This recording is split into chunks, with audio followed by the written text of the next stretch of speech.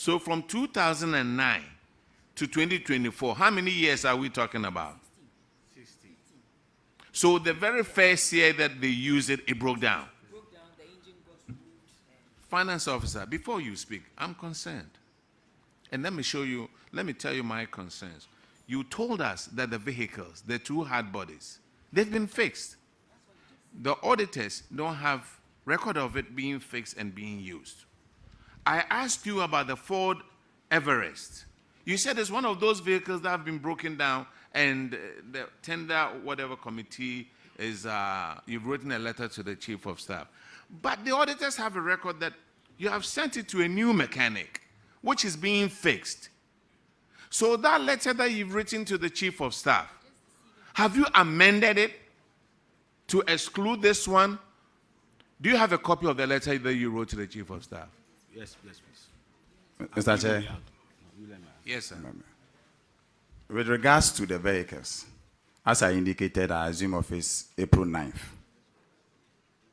When I saw it in the books, we had a meeting to look one after the other, which one is serviceable and which one is not serviceable.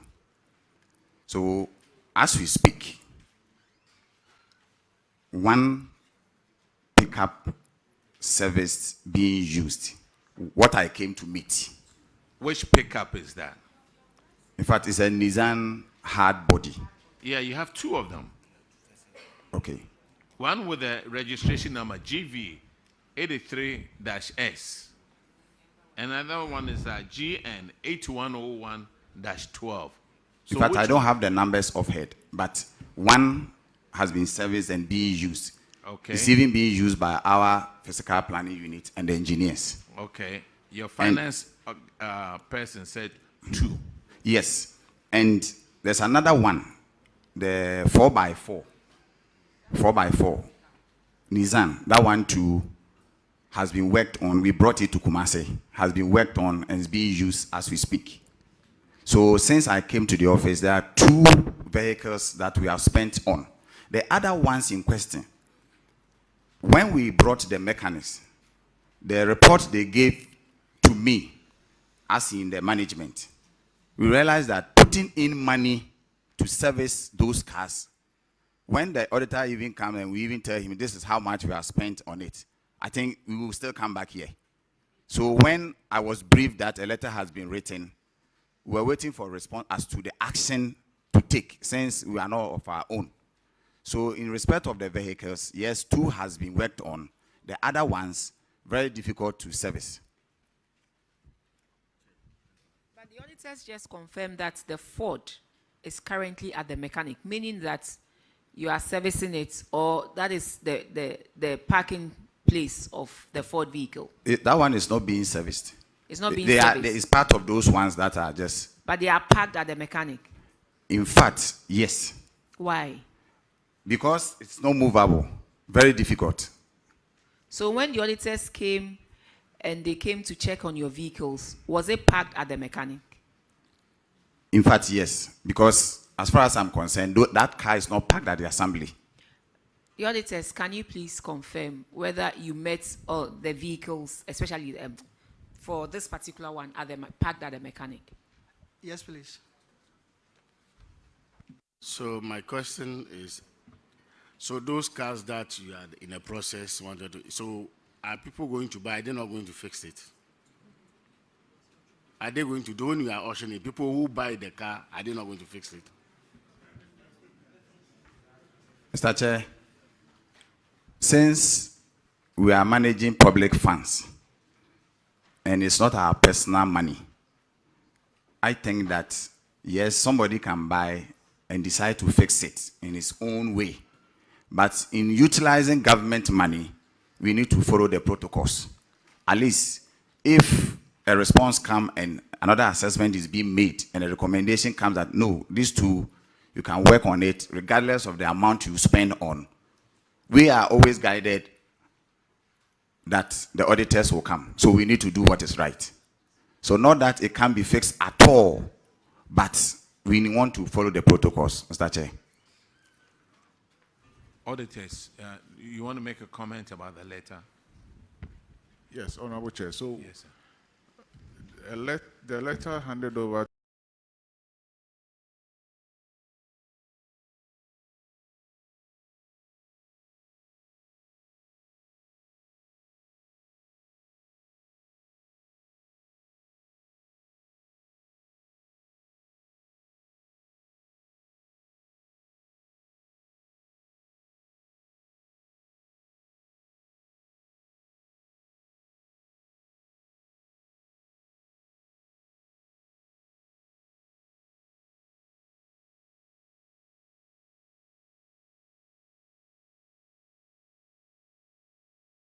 to us is dated on the 8th of January 2025.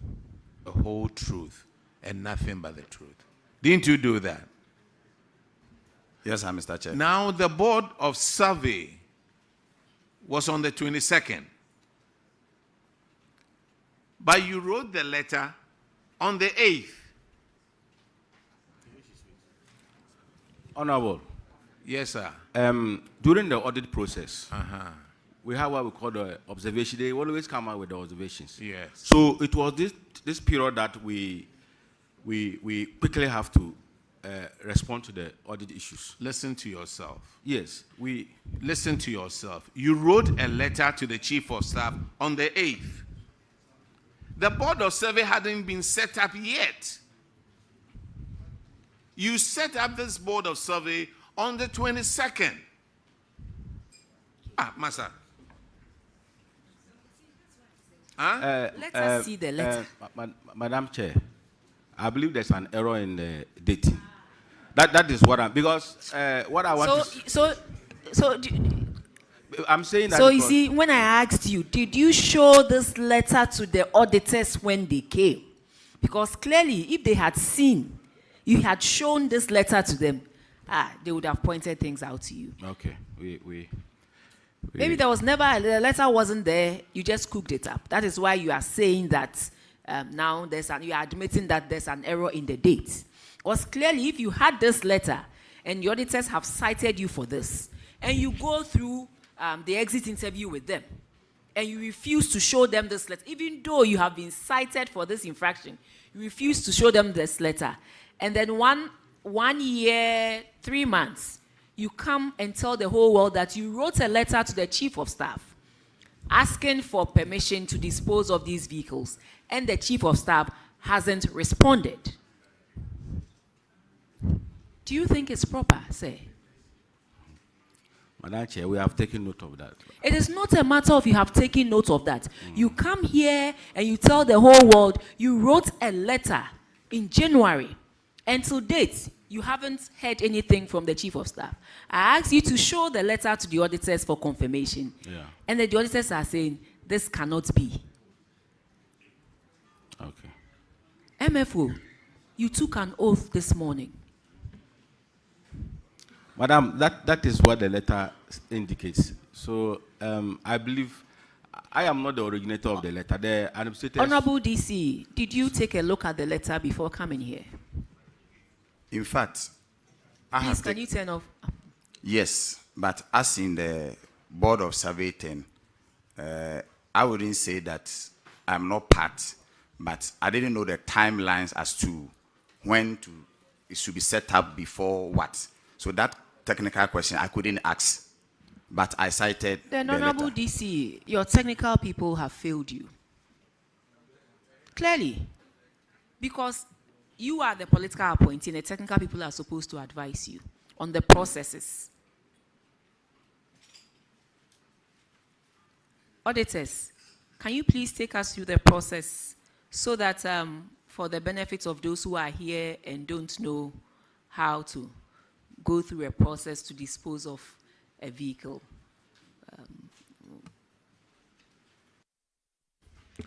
Yes, Honorable Chair. So after their own inspection, they may have to trigger the formation of the board of survey. And they will come out with their report, and based on that report, they would stand on that to go ahead and dispose. Hitherto, they would have sought for permission from the chief of staff, but it is no more a process that they have to follow. They can go ahead and dispose the vehicle. It's a very simple process. Thank you. So, DFO, how long have you been in the system? How long have you been, MFO, sorry, a staff of Controller and Accountant General? A staff of Controller Accountant General. I've been 18 years. 18 years? Yes, please. And you don't know the process to follow when you are disposing of a vehicle? Such that, yes, please.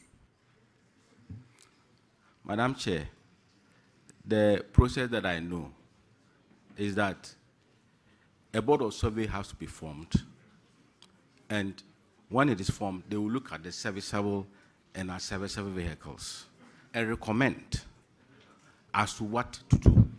So based on the recommendation, then you will write to the Chief of Staff for an action to be taken.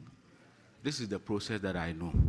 However, So that when new ways, reforms are brought into our public financial management system, because you know of the old one, you are not willing and ready to adapt to the new changes that will make things more efficient for all of us.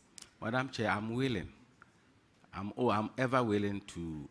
However, in fact, this particular one, I think it's escaped me because I Honorable never knew there were DC, amendments. you have a on that. lot on your plate. You need to watch your back because your technical people have let you down.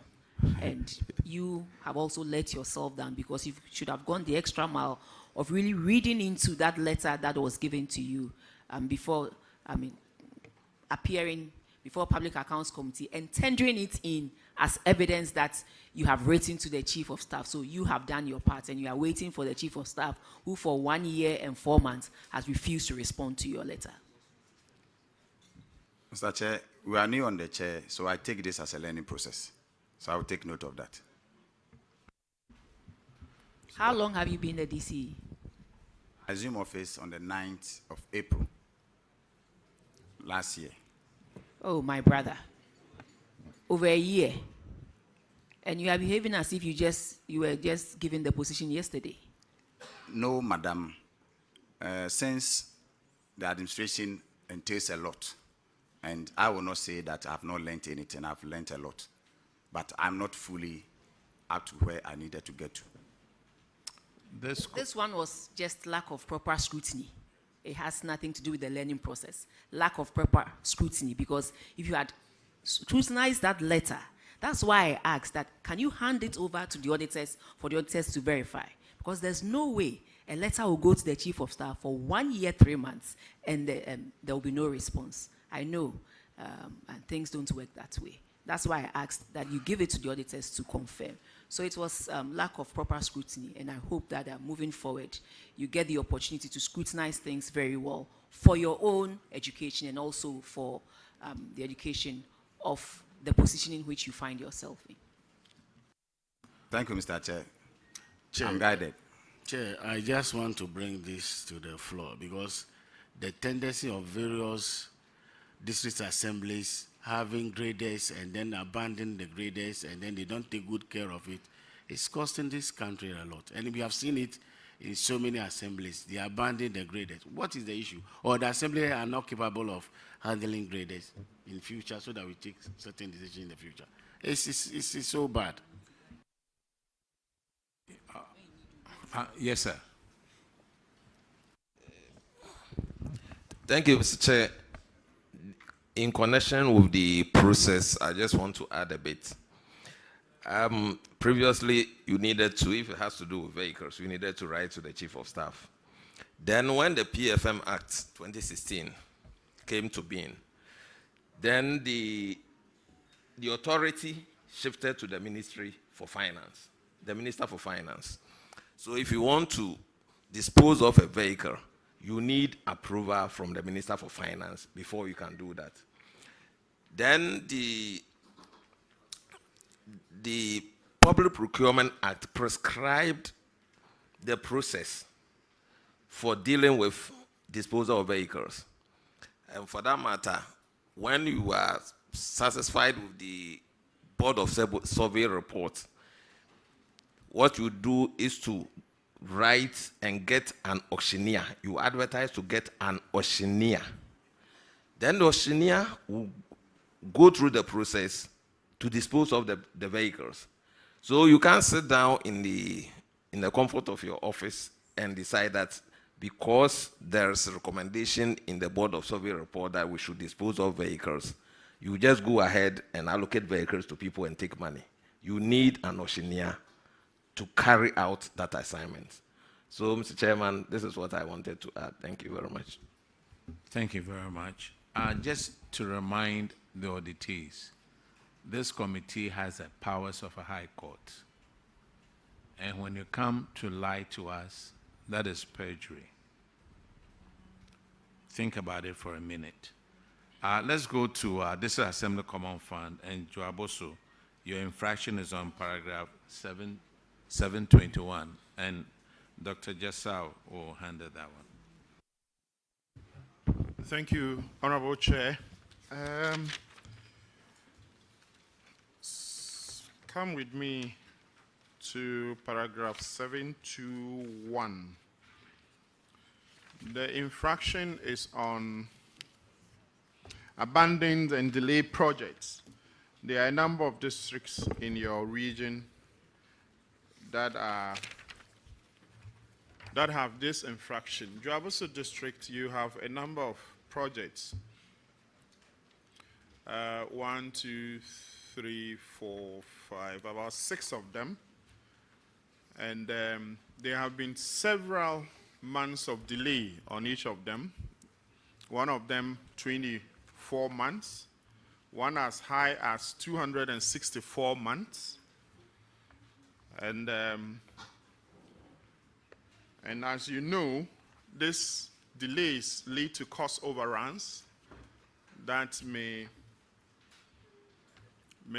offload money that would have otherwise been used for other equally important development work going into these cost overruns.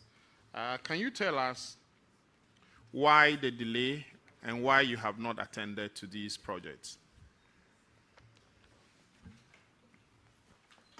Mr. Chairman,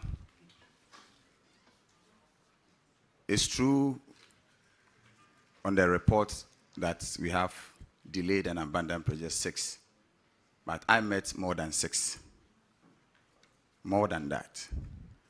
Thankfully, when the Common Fund issued the guidelines of how we should spend the money, there was a component for completion of legacy projects.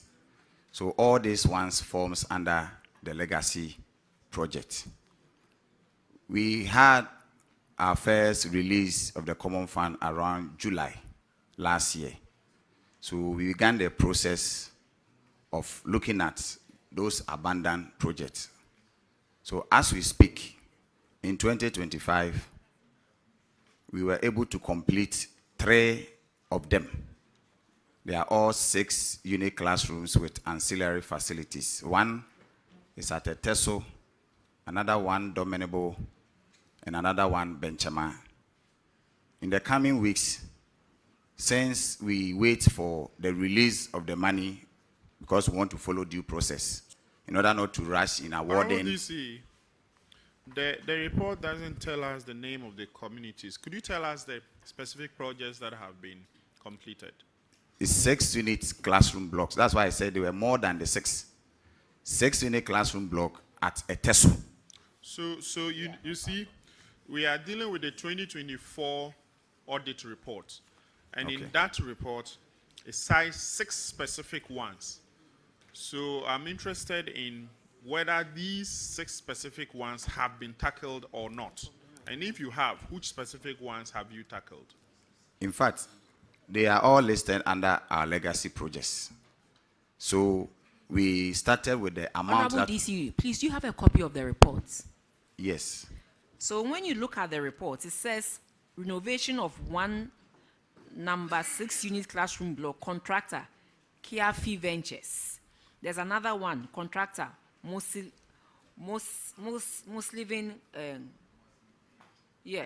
Muslivin. So that's what he's saying. We don't have it according to the names of the towns. So that if you can speak to it as has been prescribed in the Auditor General's reports, then we'll know which ones have been completed. That's what he means by what he said. Okay. In fact, the ones that are completed, I don't find them in the list. No, that's why I began by saying we have a lot of abandoned projects. Sir, auditors. But, okay. Hold on. Okay. Auditors, Honorable could DC. you help us out? Mr. Chair, let just the- one second. Honorable DC, do you know these 6 listed projects? Do you know them? So can you tell us what's the status of these 6 projects now, as of today? In fact, Yajem is part of the 1 year to be advertised. Yajem is here. Madam Chair. Please, the Madam clerk, Chair. can someone come and pick my reports and show to the DC and the MC Madam and Chair. team? Because what Madam they Chair. have in front of them is different from the reports the Auditor General generated Madam for Chair. this. So maybe just hold on. Let me bring you my reports, and then we can be on the same page. Let me mention it. You let me. Let him bring it so that. I'll handle that.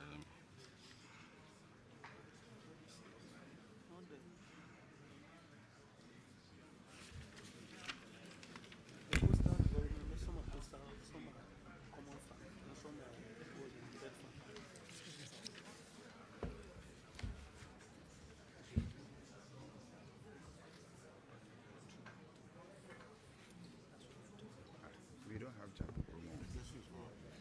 And you realize that these projects are actually almost completed. Yes. 80, the lowest is 56%. The rest are over 80% completed. So it's surprising that we don't appear to know about them. Madam Chair, completion of 1 number 6 unit class bloom block and auxiliary facility. That one has been completed. No, we have a number of that. Which of the... I'm mentioning them individually. There are 3 projects that has been completed, but I want to mention them individually so that you can cross-check from your side. No, mentioned by the names of the contractors, Okay. as has been listed in Okay. the report, We so have- we can clear We it. have Glow Vision. Glow Vision, okay. Glow Vision. That project has been completed and is in use under the legacy projects. We also have Sparks M Ghana Limited. That one too has been completed and commissioned.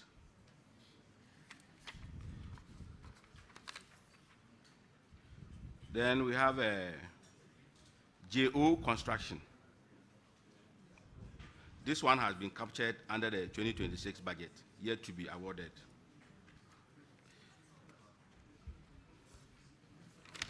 Then we have MS Glow Vision Investment Limited. This one has also been captured under the 2026. Sorry, MS what? MS Glow Vision Investment. Okay, okay. Limited. So we have Glow Vision. Yeah, we have Glow Vision Investment. Is that the same? I think Glow that- Vision yeah, Investment there are- Limited. there are 2. Yes, please. Yes, that's right. Okay. Glow Vision Investment, that's right. We also have Kiafi Ventures. Yeah, okay. Kiafi Ventures.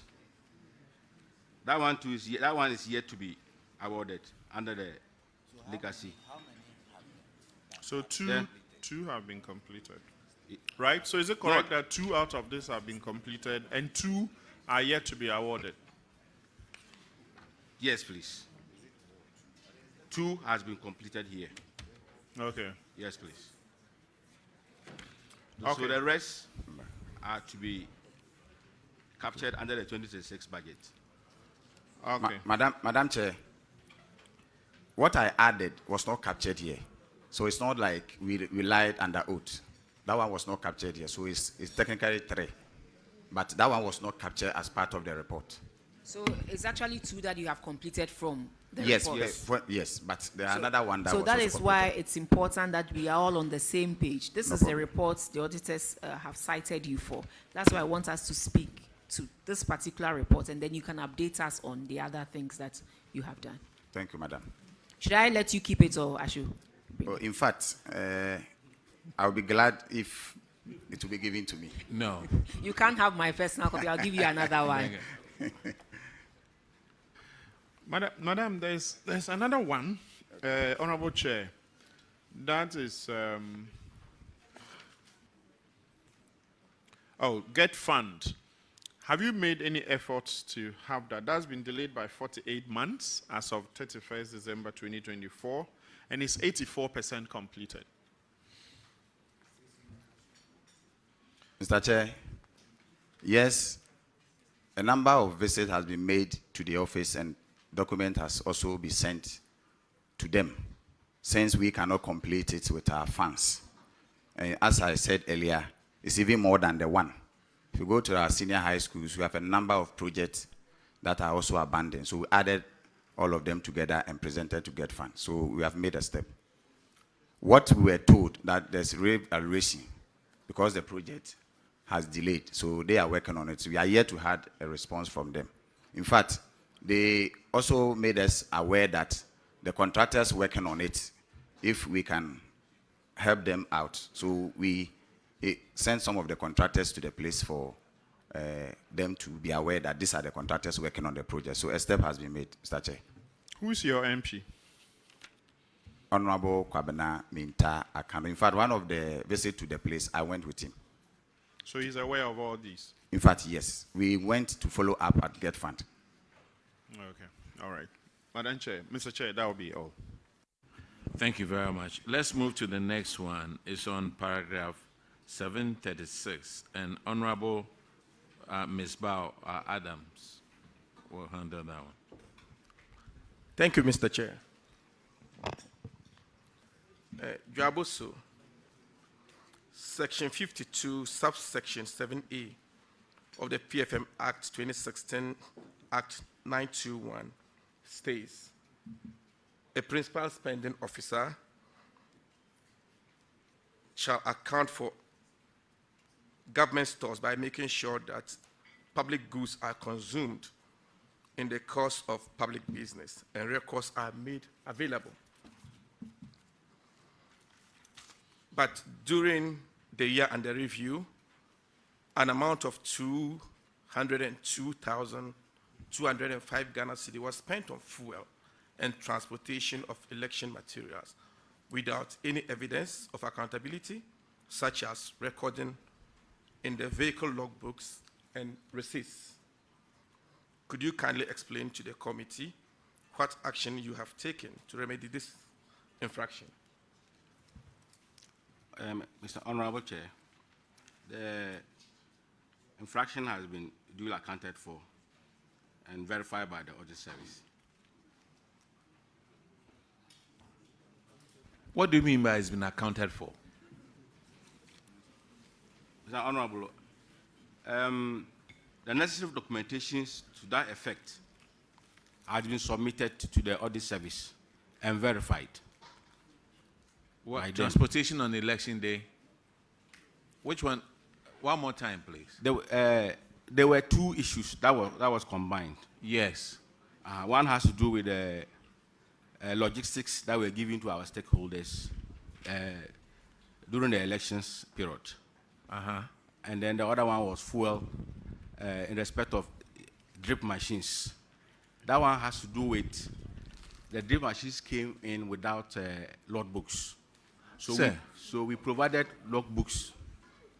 Logbooks were provided, and per the audit, there were no recommended logbooks, which we were asked to provide the recommended logbooks. This has been done and verified by the Audit Service. Where do you get the logbooks? Ideally, the logbooks, the vehicles were supposed to come with the logbooks. It didn't come. Yes. So please. where do you get logbooks? The logbooks that we provided, what we bought from the market, were not per the audit recommendation, were not the recommended logbooks. So we were asked to provide the recommended logbooks. Sir, you see, you made 28 purchases, totaling 159,000 Ghana cedis. Yes, please. And you didn't have the required logbooks. My question to you, where do you get the required logbooks? Can we buy them from the bookstore? Do we have to get it from the ministry? Or we have to pass an act of Congress or Parliament for you to get the logbooks? Where do you get them from? From the market, sir. You can get the logbooks from the market. Yes, please. And we couldn't go to the market to buy the right logbooks. Honorable, what we had, what we provided, per the advice of they said it was not the recommended ones. So quickly, what they recommended was what we bought and transferred the information. What's the difference between what you bought and the recommended one? What were the items or requirements that were missing in yours that necessitated the auditors to say that yours was not the required one? One issue that was identified was the kilometric. The kilometric. What's the name? Yes, please. Yes, please. There were two. What we bought, one was missing, but the other recommended one, the kilometric distance were two. That you will record your start to finish, and then the fuel consumed. So that was what they recommended for us to buy. What did you have, please? What we had, the other one was not there. What's the name? The fuel, the amount of fuel consumed wasn't there. So that was what happened. But sir, the fact is that yes. the fact is that we had a tally card at the fuel stations to justify our expenditure. However, the problem has to do with the logbook, which sir, you had a copy of the proper logbook somewhere for some of your vehicles, didn't you? In fact, do you have any other vehicles at the assembly apart from the drip machines? Yes, please. Do they have logbooks in them? They have logbooks. So that copy of that logbook that you had out there, you could just go to the store and look for a copy of that one and buy for the drip machines. Isn't that so? Yes, sir. Sir, this is negligence. In This is just pure negligence. In fact, it's Go through this book. How many districts do we have? How many districts do we have? About 260. Yes, please. How come you are one of the very few ones who couldn't account for the drip machine fuels? Why? Because Joaboso is a different district. No, sir. No, sir. No, sir. Let's move on to. Oh, you have okay. Yes, Joaboso, did you look at the recommendation of the Auditor General?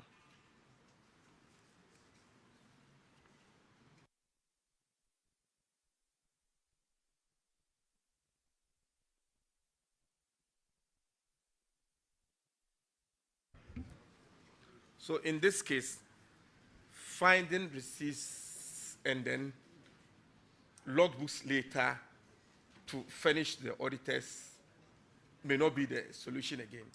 The Auditor General recommended that that amount is refunded to the state by the district coordinating director and the finance officer. And that was the recommendation.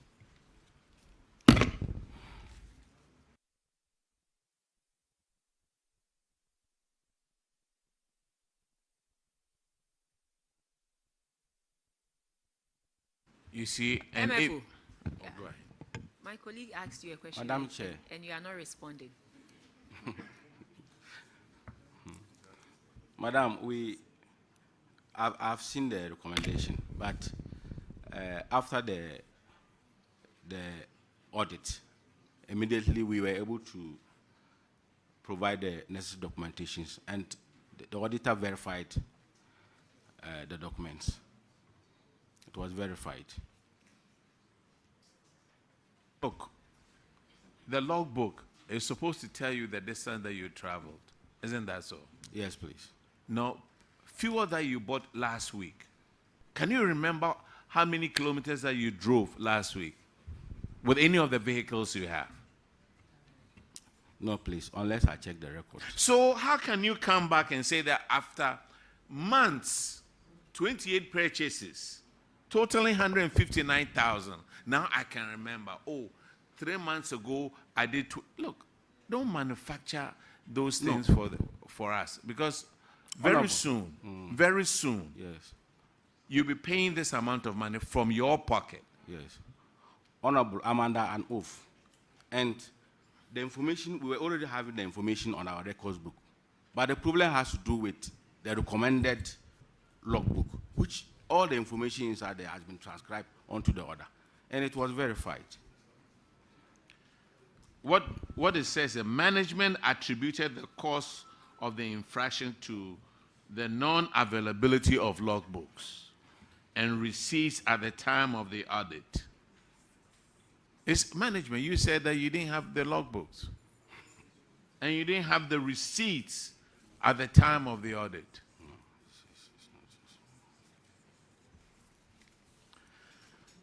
Let me move on. I'm sorry. Auditors, if you could come in, please. Honorable Chair, at the time of the audit, we were not given any documents to account for the usage of the fuel.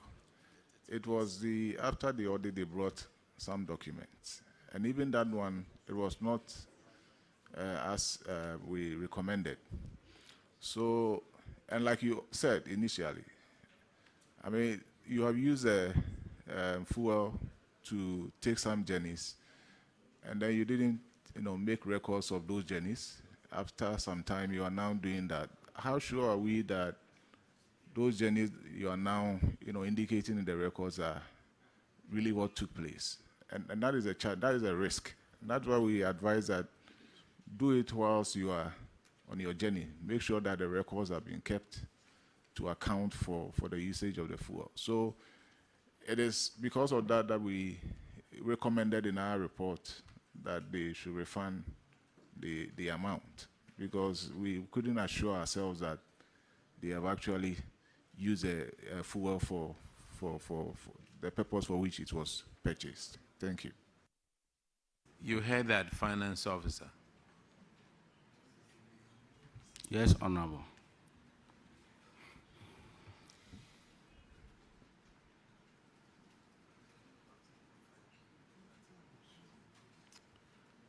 Let's move to the next one. Your infraction is on paragraph 744, and Honorable Frankie Eboa will handle that one. Thank you, Mr. Chairman. I'm not even comfortable asking my questions for the fear that the finance officer will give me an honest answer, but I'll ask anyway. Because you spent more than an hour on you, and so far we haven't gotten any meaningful thing from you. So let me ask my question. You entered into an agreement with Zoom Lion Ghana for the supply and maintenance of refuse containers and refuse truck. The auditors, in the course of their audit, found that 4 of the refuse containers that you signed for had not been supplied. Also, 3 of the containers were damaged and 1 truck was also damaged. Meanwhile, clause 3D of the agreement you had with Zoom Lion stipulates clearly that in case any of the trucks are broken down or any of the containers are damaged, you go back to Zoom Lion for the problem to be fixed immediately. So my first question, why do you have clause 3D in the agreement with Zoom Lion, but you did not go to Zoom Lion when the truck was broken down and also when the 3 refuse containers were damaged? That's my first question. Thank you.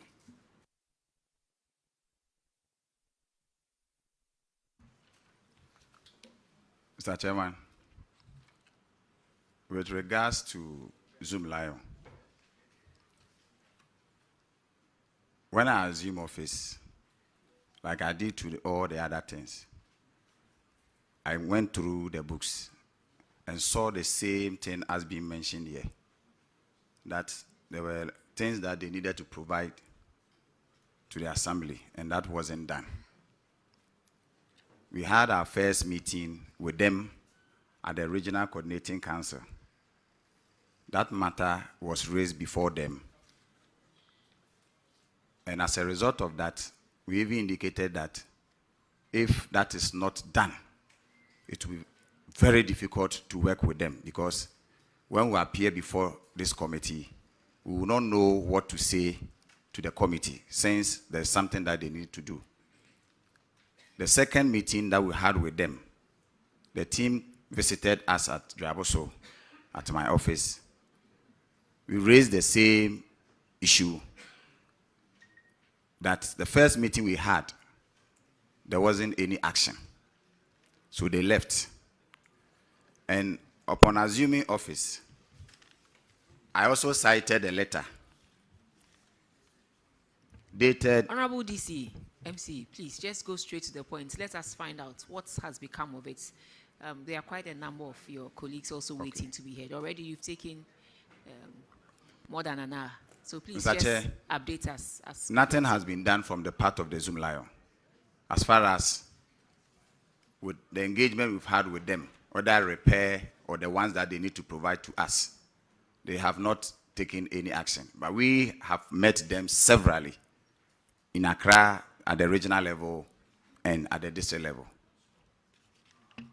Okay, so were you making payment to Zoom Lion Ghana for these services? In fact, since I assumed office, no payment has been made. Previous payments, I cannot speak to that. But since I assumed office, they are here. I have not made any payment to Zoom Lion Ghana Limited. This is 2024 audit. So you said you cannot speak to that. You were doing very well before this question. You were answering all the questions from 2024. So why are you saying that you cannot speak to that? Because in fact, Mr. Chair, I didn't say I can't speak to that. As at that time, as far as I'm aware, those monies were paid from Accra. It wasn't paid from the district, as now His Excellency has given the power to us. Yes, I understand that, but we're not given any indication at all whether or not money that was allocated to you, part of it has been paid, has been given to Zoom Lion to offset whatever agreement we have with them. Not that I'm aware of. So this question you answered, was it in relation to the non-supply of the 3 refuse containers or the damage of the containers? Damage, non-supply, together. All of them? Yes, as far as I'm aware. Okay, Zoom Lion is here, but let me read a paragraph of the auditor's report. Paragraph 747. We were unable to quantify the value of equipment not delivered and the services not rendered in the agreement, as the deliverables were not individually priced. Meaning that whatever money we paid to Zoom Lion, we didn't get any value for it because 1, the containers were not supplied, 2, the damaged truck was not repaired, and the damaged containers were also not repaired. So Zoom Lion is here, Madam Chair, Mr. Chair, maybe you may want them to respond to that. Yes, Thank you. I would ask Zoom Lion to respond to it because they are here. But before that, have you seen a contract between your district and Zoom Lion? The previous one, yes, but as we speak. What was the date on that contract? Off-head, it will be very difficult to mention. It will be very difficult. Yes. Okay. Now, But Zoom there was Lion- something like that before I came to the I'm office. sorry? I said, yes, there was something like that before I came to the office. But off-head date. Yes, there was a I contract. may be wrong. Nobody signs those contracts in Accra. You, the districts, you sign the contracts, don't you? Yes, I'm aware of that. And as soon as you sign the contract, you don't know where the contract is. Now, let me ask Zoom Lion to comment. Honorable Chair, by way of introduction, my name is Dr. Francis Dente. Chief Internal Auditor, Jospon Group. I'm Dr. Stephen Yeboah. I'm the Group Head for Internal Control, Jospon Group. Honorable Chair, I'm Frederick Manti, the Regional Coordinator, Western of. Honorable Chair, respectfully, Zoom Lion has a contract with the Assembly with effective date being the 3rd of January 2024 for 5 years. So this contract ends on the 2nd day of January 2028.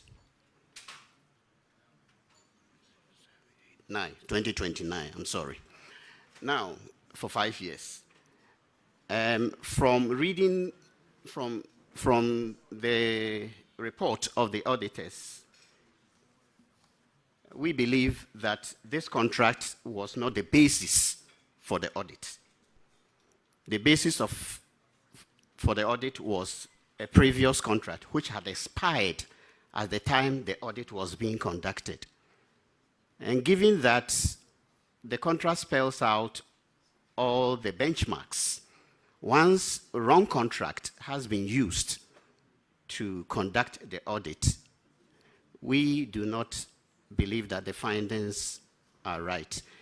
In fact, when you look at the current... Lion, respectfully, did you say that the auditors used a wrong contract to come out with this report? Yes, the contract... Why do you say so, please? Because the contract that they used, Honorable Chair, respectfully, is that of 2019, effective date 2nd day of January 2019, which expired on the 1st day of January 2024. And subsequent to that, a new contract was signed between Zoom Lion and the Assembly, dated with effective date being 3rd of January 2024. So with respect to the audit of 2024, which respectfully was done in 2025, the contract that was supposed to have been used was the 2024 contract. Did you find out from them whether they used the 2019 contracts or the contract dated January 2024? Auditors, you are here. Respectfully, can you clarify whether you used the expired contract as Zoom Lion is claiming, or the contract dated January, did you say January 3rd, 2024? January 3rd, 2024, respectfully.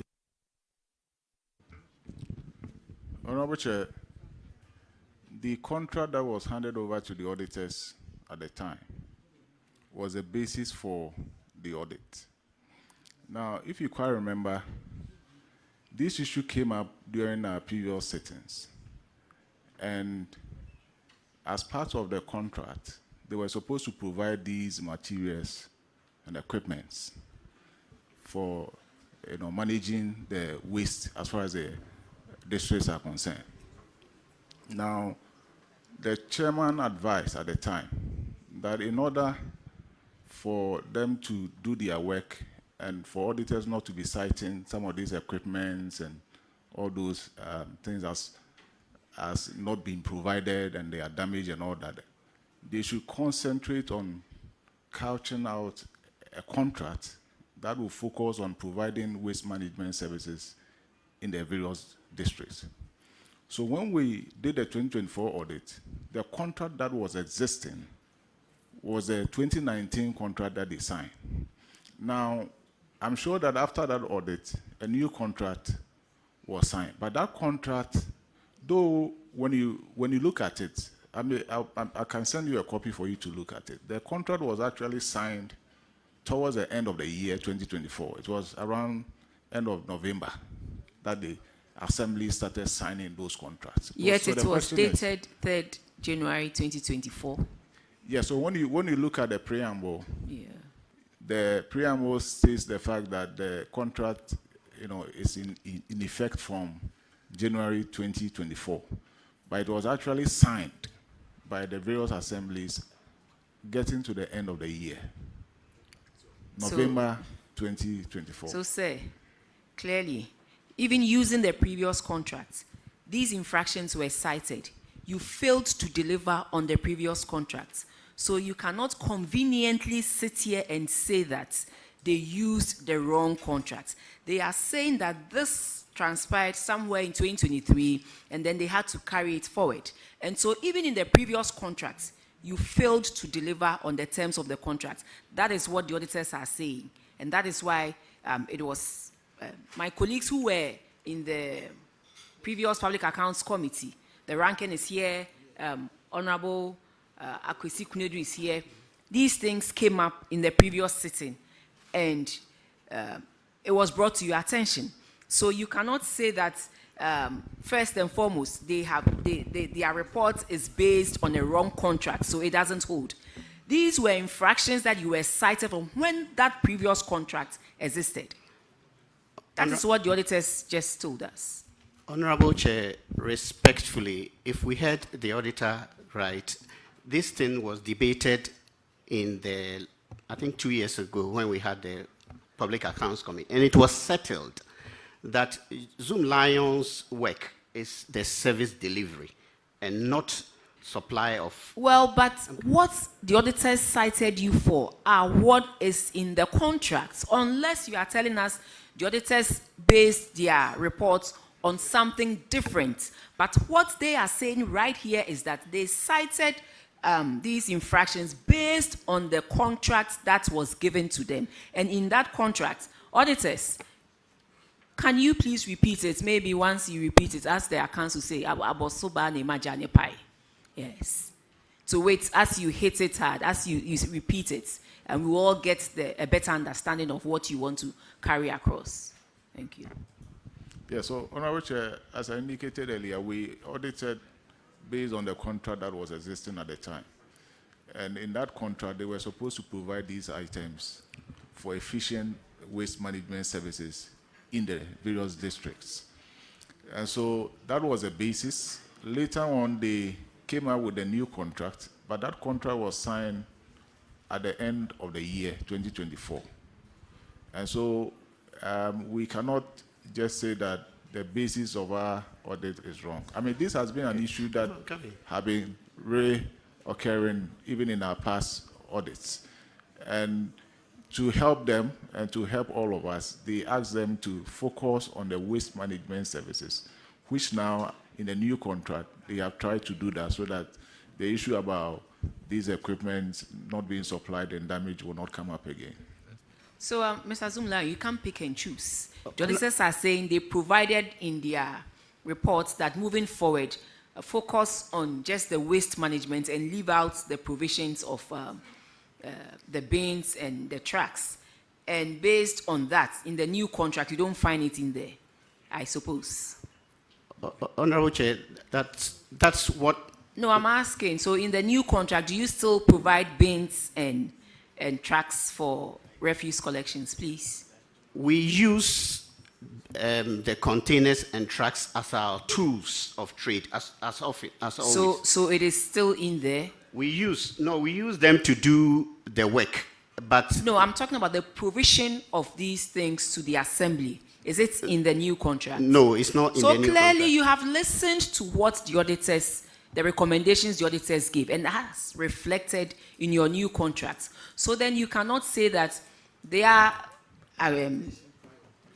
yes, this, the, whatever, 744, the infractions that you've been cited for, one is based on a wrong contract. You cannot in any way state that here, because they said that this was the contract that was given to them prior to you signing on the new contract.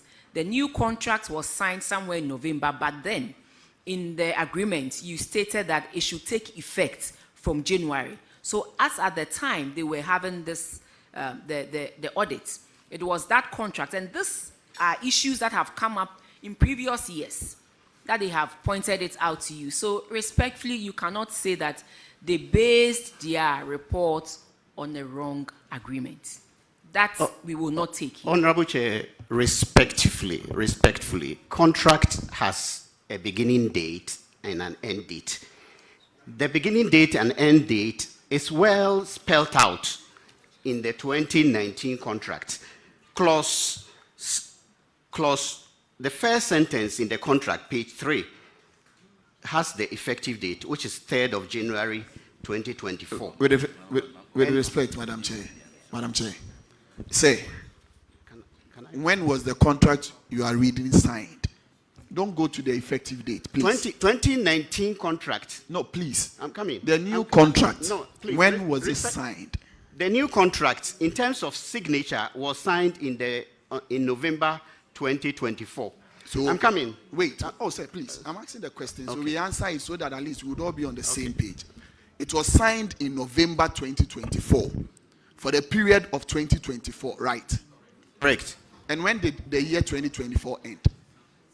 2024 ends in December 2024. So from the date it was signed to the year end, how many months? 1 month. So how do you expect, in all fairness, that the auditors should use that contract that was even signed in November to do an audit for the year of 11 months ahead, that there was no contract, that you previously had a contract with them that you wanted to extend? Weren't they in the right mood to use the old contract which was existing to even do the audit if it were you? Weren't you receiving monies when the contract was not being signed? Honorable Chair. Please. Were you receiving monies in the year of 2024 for service of the work done? Yes, because when there was no contract. Because we delivered the service. So simple. So in that same vein, on what basis were you delivering the service when the contract was not signed? The contract was not signed, but the effective date. No, wait. The contract was not signed. So on what basis were you receiving monies in 2024? On the basis of delivering of service. So on what delivery of service were you doing when the contract was not signed? Because it was based on the old contract. Honorable Chair, what happens is that... You see, please. I'm coming. Please. Can These questions are yes or no. And seriously, let's... Can I respond, please? Please. Respond to the questions I asked. Do you know why? You are just trying to walk around the things that we are discussing. Look, wait. You claim that you have a contract that was signed in November for a year in 2024. And the auditors are telling you that based on the monies you were receiving in 2024, the contract will stipulate that this and that needed to be provided, and they were not provided. You have an issue with it because you signed the contract in November, and the effective date was 11 months before that there was no contract, but we were receiving monies. On what basis were you receiving the monies? On a contract that had not been signed, or the previous contract that was existing that you wanted to extend the contract? Honorable Chair, respectfully, if we were to use the explanation Honorable has given, 2019 contract was signed 22 months after the effective date. Before this contract was signed, I'm talking about 2019, it was signed 22 months. This one was signed 11 months. Mr. I'm coming. Mr. Can I explain, Mr. Honorable? So are you saying that is right? Can I explain? No, wait. You've not signed a contract. You are receiving money. You are now telling me a contract was signed 22 months after delivery of services. And based on that, when this is signed 11 months after, there's no problem. Honorable Chair, when it comes to contracts, I'm not a lawyer, but I believe that agreement, the agreement has effective dates. And once the parties sign the contract, the effective date is valid. And look, that is what has when to you want to speak to these matters, you can sign a contract today, but you presume the effective date to be 6 months after, so that preparatory works can be done. But you cannot tell me that the effective date can be, you backdate it, that you signed the contract in November, but the effective date is 1st of January of that same year. Why? Why? Even in this country, we don't make laws that are retrospective. We don't. We don't make retrospective laws. The day the laws are passed, that is when the laws start to be implemented. And you are telling us you signed the contract 11 months. Honorable Chair, respectfully, the kind of service we deliver require us not to stop the work, because it has public health implications. No. That is even wrong. Doc, can I explain? No, hold on, please. Maybe Order, my question. order. My Can I be question given will help you. opportunity to explain? Order here, please. myself, Please. Let's have some order. Let's have some So order. before the old contract expires, the parties meet and agree on the terms for the new contract. Signatures might delay, but the work will still have to be done. And so, even though the signatures, the signing of the contract delayed, they had already agreed to the new contract even before the old one expired. Doc, let me help you here. Doc, you are taking all the benefits accruing from the old contract, the 2019 contract. Is that not the case? Because you were being paid for it. So what is wrong with the auditors also using the same contract, the 2029 contract, to judge you? Honorable Chair, just to add to what Dr. Dente has said, I think 2 years ago when we met in one of these hearings, the issue came up that we should move from the provision of the equipment to provision of services. What that meant was that internally, in our approach to the work, we were looking at this provision of services. This was 2 years ago, from 2023 coming into 2024. So throughout the whole of 2024, we were working on this provision of services. Obviously, the contract couldn't have been signed. Sometimes some of these engagements take some time. But in the midst of this, even after 2024, in the specific case of Jaboso, we have evidence of provision, for example, the containers that were provided, that were flagged in the report. We have evidence of providing 2 of those containers to Jaboso. In addition to that, some of you may have seen the 2025 skip tracks that we imported and distributed. At the time we were distributing this equipment, the concept of working zonally, so that if, for example, a particular district has one equipment track broken down, we could dispatch the zonal equipment to that place. We have started implementing that. So I'm sure honorable members here will attest to the fact that in Jaboso, I have personally visited Jaboso and saw that one of our 2025 equipment that had been delivered there. So it's not as if we want to run away from the responsibility. As we have always said, providing this equipment permits us to provide efficient services. So it is in our interest. In some of the cases, for example, if we don't have containers, it costs us more to even do the work. So we have internally tried as much as possible to provide these containers. So it's not as if we shied away from that. There has been some provisions for the truck and the containers. Thank you very much. But my question still remains. Doc, so what was the scope we were working within from 2019 when the contract expired to when the new contract was signed?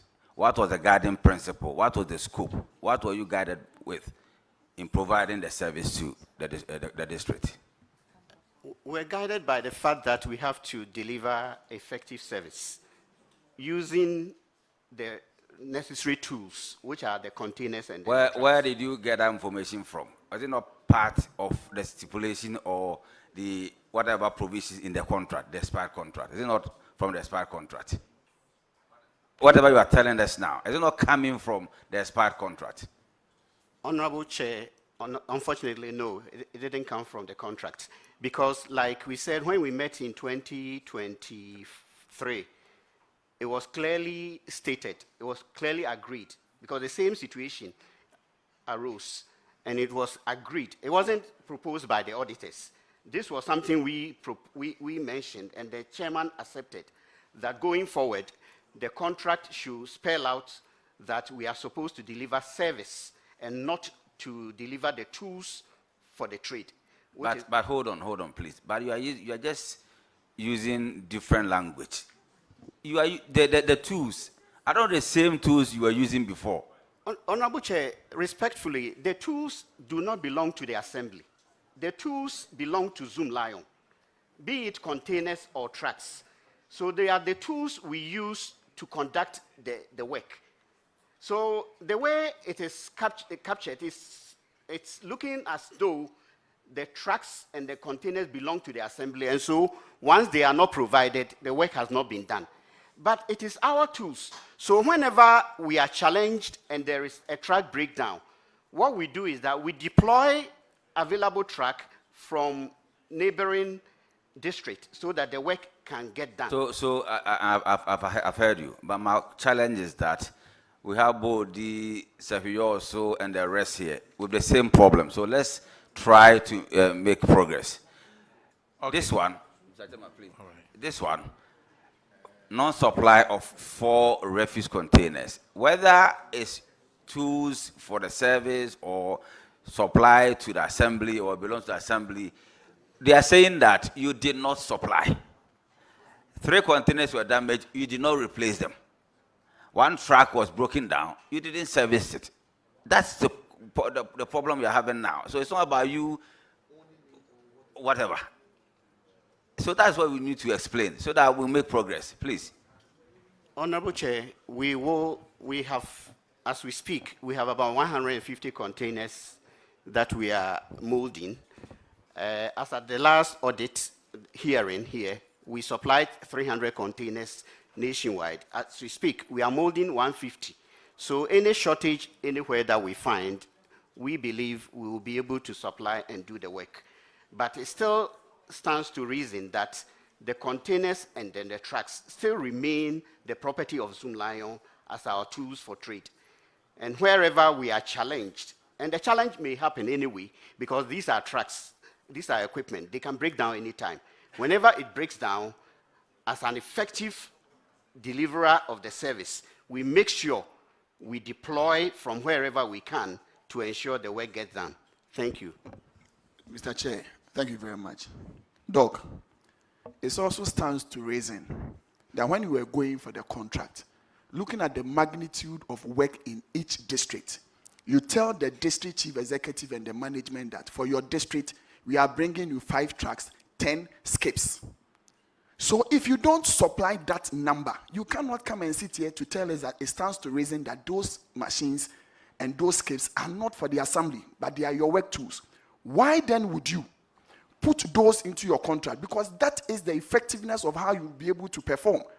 So if you do not produce those numbers of your equipment that you told them that you were bringing, you cannot come and sit here to tell us that it stands to reason that those are your work tools and therefore not the property of the assembly. We are not here telling you they are the property of the assembly, first and foremost. We are saying that in the contract, you told the assembly that you provide them with 5 skids. You did not. Some got broken down, you did not replace them. You told them you bring them 3 trucks, they said you did not. That is what we are speaking to. But if you tell us that it stands to reason that we should know that those are not the properties of the assembly by your work tools, that cannot be acceptable. Respectfully, thank you. I am not saying that that's what you have to accept. I'm just laying it bare, our responsibility, which is delivery of the service using the tools that we think are appropriate. That is what the contract says. And that is exactly what we have been doing. And indeed, we have always made sure we deliver the service. Where even if the tools are not available, we deploy from other sources to make sure the service is delivered, because that is the foundation of the contract, delivery of the service. And that's what we have always done and will continue to do. However, as I have said already, we'll continue to ensure we have adequate resources, including the containers and the trucks. 150 containers are now being molded. We will supply to wherever there are gaps to ensure that we don't have to probably even deploy from other locations. Thank you, Honorable.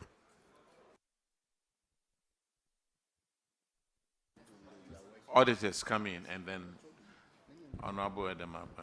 Mr. Chairman, the difficulty that we have is this. We did not go to Zoom Lion to conduct any audit there. They have never responded to issues that we raised. We audited an assembly which was a party to that contract. They gave us the contract. We looked at it. We raised issues. They responded. They did not say that the contract was not existent and all that. So why would somebody come from outside and tell us that what we did was wrong? We cannot accept that. The auditee himself is here. They responded to all the issues. We had entrance, exit meeting with them. We gave them 30 days to respond to our observations. The final management letter, they responded to them. And a report was generated and sent to Parliament. You were not a party to that. Why would you come and rubbish what we have done? It's untenable, Mr. Chairman, to say the least. Thank you. Respectfully, Honorable Chair, I'm here to protect my company, to defend my company. I'm here to defend my company. Respectfully, Doctor. Respectfully. We are here to do what? No, I'm saying... I'm saying, we here, what are we here to do? Yeah. We are also here to protect the public purse. Sure. So that if there's anything that is hindering that protection, we call it out and come up with reforms that will help us protect the public purse. And that is why we are here. From the initial stage, I told you, you cannot state that the auditors based their audits on the wrong contract. That is a no-go area. That's a non-starter because that cannot be correct. We have pointed out the reasons why we raised those questions to you. And I think we have all come to an agreement that you ought to do your part to discharge your mandate, and government also will have to do its part to make sure we protect the public purse, at the same time pay for what we consume or pay for the services that you render to government. I think it should end there, but the auditors have a right to state that your initial comments that they base their audits on a wrong premise or a wrong agreement. I mean, they have the right to do that because clearly they did not. The audit was not with you. The audit was with an assembly in which you provide services to. So whether you shrug your shoulders or you don't shrug your shoulders, that is the fact. They did not base their agreements, the audits on a wrong agreement. It is clear. We have put it out here and we want to move forward. We want to move forward, make progress, bring about efficiency in the discharge of your duties.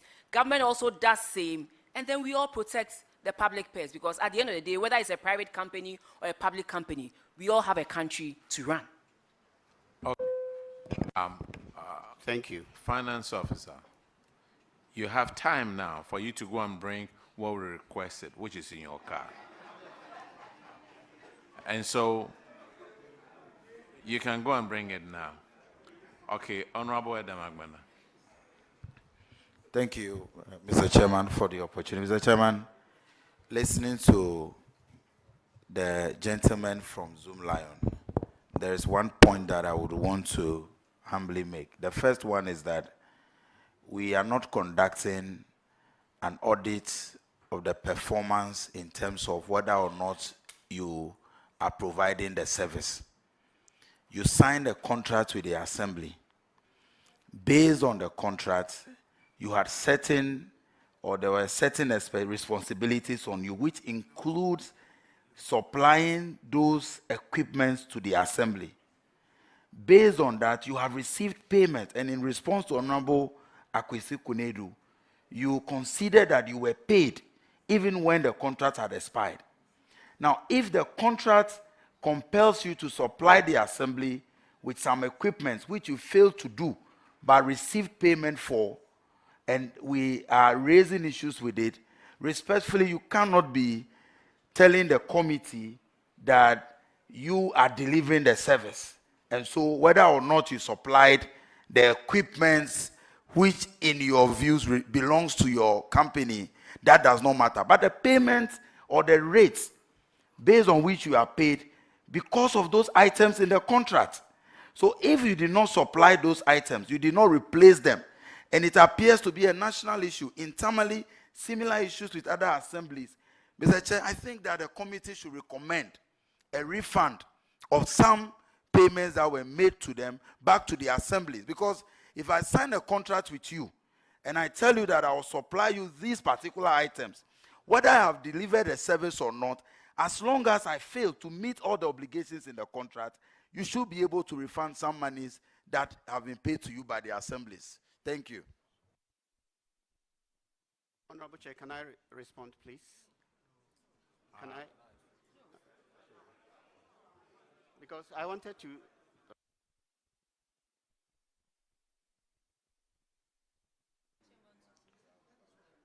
You see,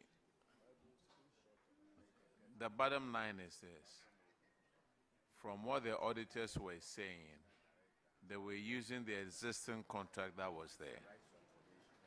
And in the old contract, it's stated how many containers they were supposed to have, how many trucks. So this is where I was expecting that the answer would be, oh, in the old contract, this is what was stipulated in the contract, this is what we're supposed to provide. But now the new contract does not specify that. We are not going by the new contract yet. We are going by the old contract. So those are the questions that we need to answer. But Joaboso, you've stayed here for more than an hour and a half. There's a truck over there to pick up the trash, right? Is there a truck to pick up the trash? Mr. Chair, the broken one has not been fixed, but there is. That's not what I'm asking. There's a truck that is serving. Does the truck come? There's a truck that is serving more than 2 districts, so it's not for Jabosu alone. Sir, it doesn't matter whether the truck supplies the whole of Ghana. Mr. Chairman, there's a truck. There's a truck. Whether it comes from here or there, you see, in the olden times, you had a dedicated truck that was parked at your yard. What good would that truck be if it wasn't performing? So the question is, do they come and pick up the trash? Mr. Chair, we have engaged them, but sir, let's make not as often. Let's make progress. Not as often. How many times do they have to come and pick up the trash? In fact, because right now, the contract that you assemblies have signed, it doesn't state how many trucks you are supposed to have.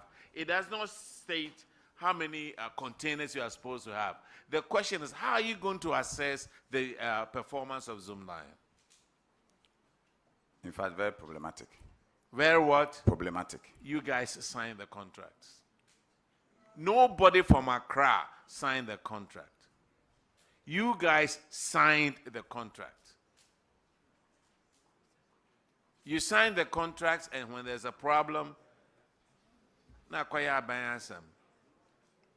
if somebody in Accra who can really scrutinize these and ask the proper questions is to sign these contracts, you all complain. You sign everything in Accra. You pay in Accra. Have you brought the list, sir? Mr. Chair, I gave you leave about 10 minutes ago to go and bring them. Okay. I mean, Zoom Lion questions does not concern you, does it? Mr. Chair, since this committee is a committee of records, the Zoom Lion company stated that they have evidence to the effect that the matter in question, they have supplied 2 of the containers. I am the DC from April 9th. I have not seen any new container. They have also not reported to my office, not my environmental officer. So I want to state it here on record that we don't have any new containers. Where he got the information from, he can help us. This is where I said, you guys have signed new contracts. Haven't you? Before I assume office, but I have not even seen the contract. Yeah, you guys have signed new contracts. You haven't cited yes, it. the last time when they came to my office, yes, the original boss is here. I complained. They were saying that they have contract, but I have not cited. I told them that if you have a contract, let's have a copy. But as we speak, no copy has been provided. You said your original? The original officer is here. Okay. We came and asked them to provide a contract, but they haven't showed up. He's going to respond. Yes, sir. Yes, I met Honorable in his office. Yes, and then sir. the issue about the contract came up. Yes, sir. And then he directed that I should send the copy to his environmental health officer, which I duly did. That was last year, June. I still have the records on my phone. Thank you. You see the problem at the assemblies.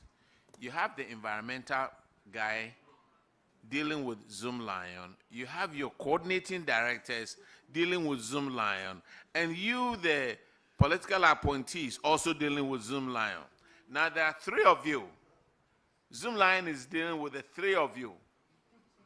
And so he may give it to this one, or that one, or that one. Have you checked from your environmental I have guy? followed up. And He what has did he never say? given it to me. He said the man has not provided anything to me. Today's hearing is not going to be based on Zoom Line either doing it or not.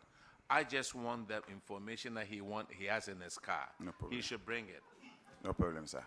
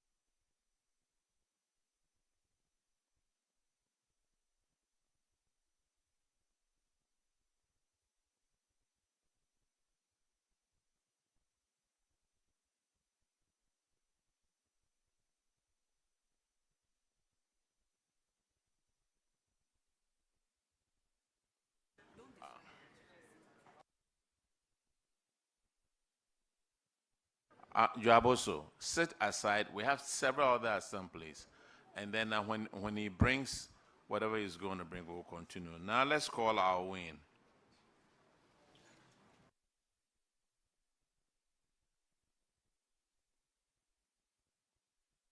Hold on. Apart from our win, let's swear all these people in. Big Beer East, Sefirioso, and Akontombra. Let's all of you take the oath.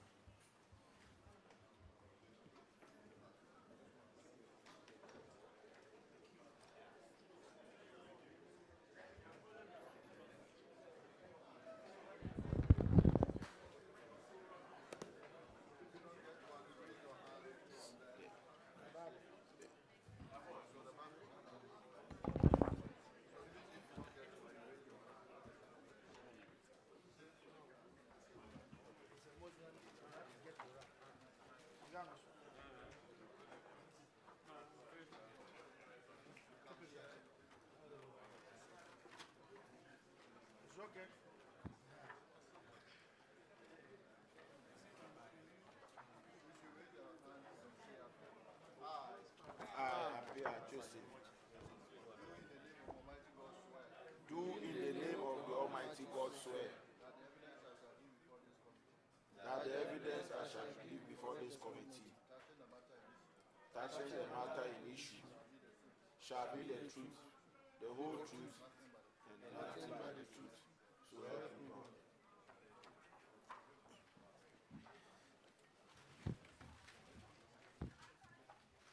Okay, please have a seat and introduce yourself to the committee.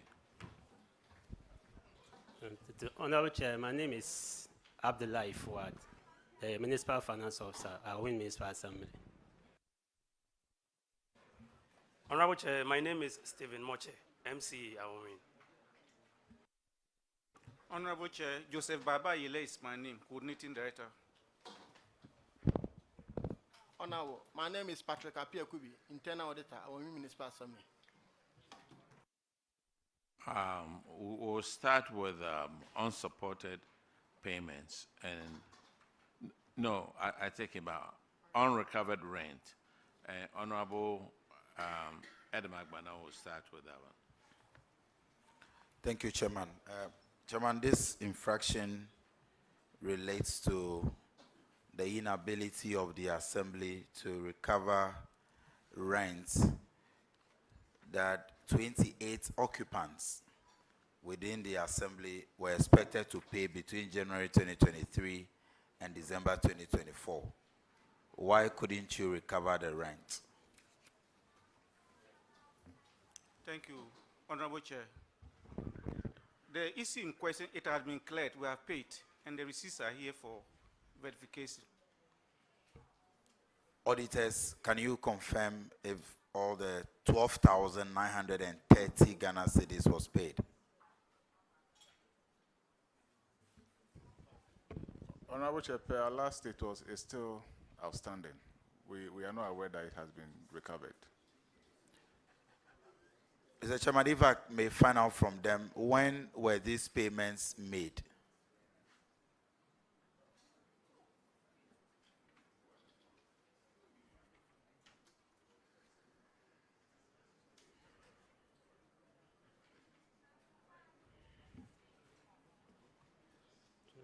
Honorable Chair, the payment was made on the 3rd of October 2025. 3rd October. Okay, Mr. Chair, if the clerks can confirm from the receipt, if indeed, the auditors said they have no such record. Yeah, but the clerks will not have anything. No, I wanted them to confirm from the receipts that they have, whether indeed the amount. Okay, okay, if they can give to it, okay. Look, but they paid in October, right? Yes, Honorable Chair. October 2025. Yes, please, Honorable. Why didn't you give it to the auditors? Why didn't you give the receipt to the auditors?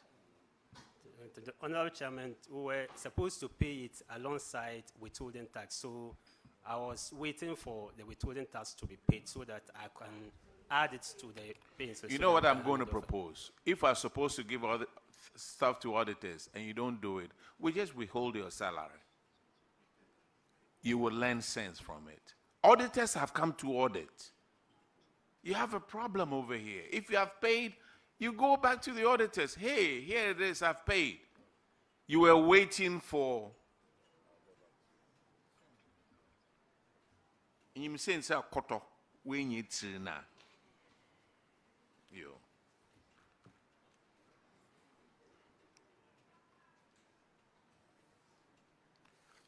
The next infraction is on paragraph 603, and Honorable Fred Day will have that one. Thank you, Chair.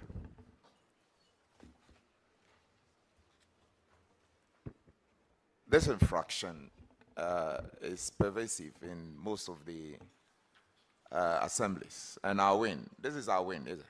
Okay. Specifically, when the auditors came to you, 9 PVs that you had raised, totally 19,050 Ghana cedis, you could not provide any document to support this. The auditors were with you for some time. They finished their audit and left. What do you have to say to this? Honorable Chair, that is true. As at the time of the audit, in fact, some of the documents were misfiled. And when you look at their observation, the relevant supporting documents that they were requesting, some of them were like reports, receipts, and what have you. However, going forward, this is what we are trying to actually avoid in the near future.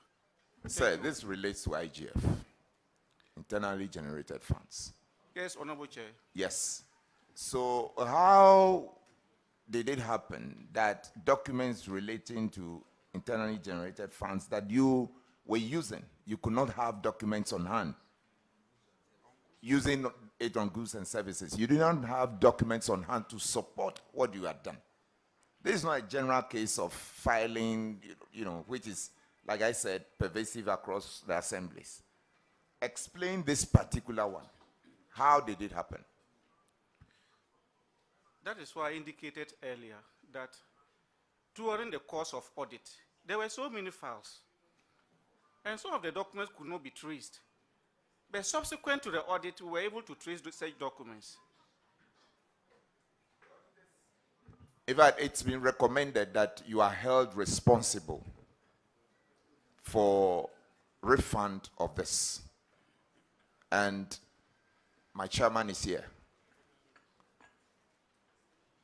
He would recommend, and I'm suggesting that he recommends that you refund the money. Honorable Chair, we were able to attach the relevant documents and submitted them to the auditor, which he validated. So the auditor said he can confirm to it. Auditors, you may want to do that.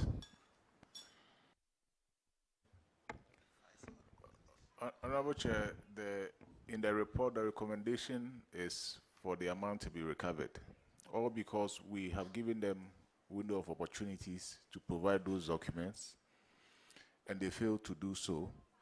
And so because of that, when we are compiling the Aegis report, it is no more provision of documents.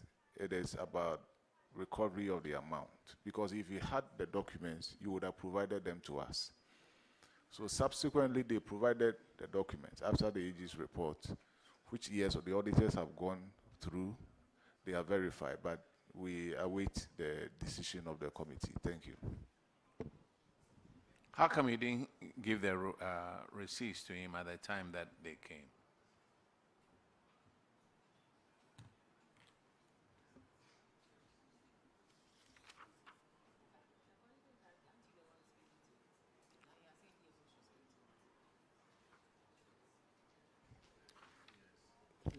Honorable Chairman, sometimes when the auditors come, most of the PVs will be with the officers to acquit. Normally, we give the money to the officers to perform activities. How many weeks did the auditors spend at your assembly? I think approximately 2 weeks. So 2 weeks, you couldn't get the PVs from those people?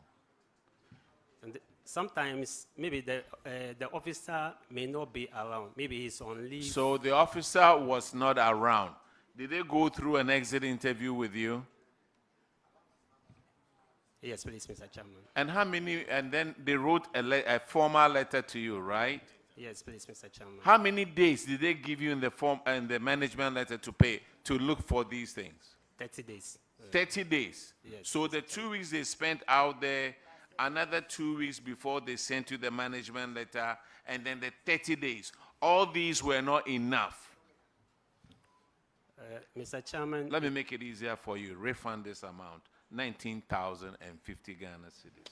Thank you very much. You have 30 days to pay this amount.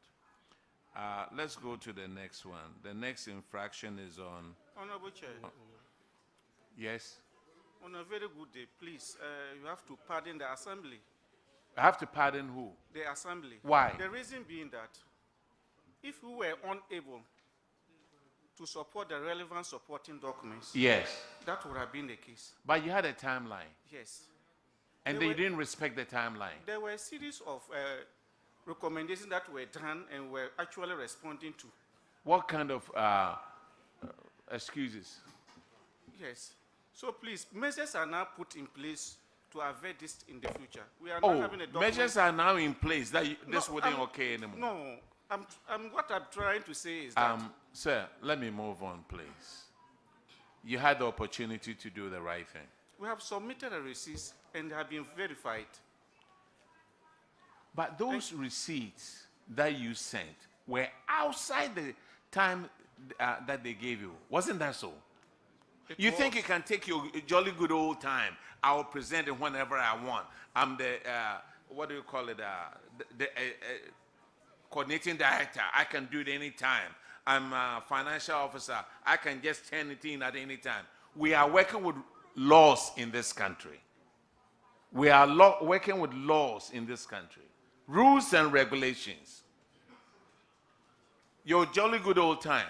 So when you give money to somebody to spend, let the person know you need to bring these things, the receipts, the PVs, at this time. Thank you. Then it keeps on going on. And I don't know if your bosses know that you have a lot of infractions on you, then they will transfer you. You go to another district. Masa, the next infraction is on paragraph 607. Honorable Chair. Honorable Chair, just a word. Honorable DC, I hope you are not challenging the ruling of the chair. No, I'm not. Can you allow him to navigate the session, please? Okay. Thank you. The next infraction is on paragraph 607, and Honorable Kinney will take care of that one. Thank you, Mr. Chairman. Mr. Chairman, this infraction has to do with unpresented payment vouchers to the same assembly. 7 separate amounts totaling 16,060 Ghana cedis were paid without PVs being raised. And according to the Auditor General, they were asked to make a refund of such an amount. And that should be done by the coordinating director and the finance minister. Finance officer, sorry. I want to ask whether that has been done. Yes, Honorable Chair. Those vouchers were traced and submitted to the auditor for verification, and he's here to confirm. Auditor, has that been done?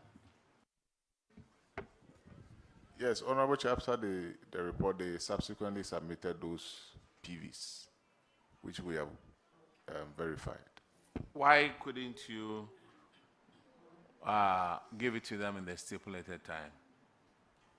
This is very similar to the first one. The recommendation over here is we were unable to authenticate the authenticity of the payments, and therefore recommended that the coordinating directors and finance officers involved should jointly be held liable for the refund of these amounts into the designated accounts of the assemblies. My ruling stands again. This is another 16,000. Coordinating director and then finance officer. Honorable Chair, those cited PVs were submitted to the auditors and there is a time limit for you, sir. they validated, Honorable Chair. When was it validated? Auditors? When? Mr. Frank. When was it validated? Within the time limit that you were given? Within the timeline that you were given?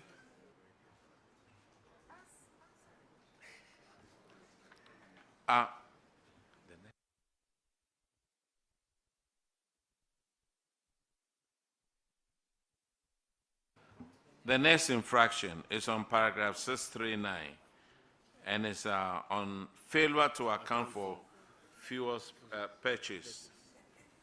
Failure, the same things. What is your opinion on that? It's not his opinion. No, what is your opinion on that?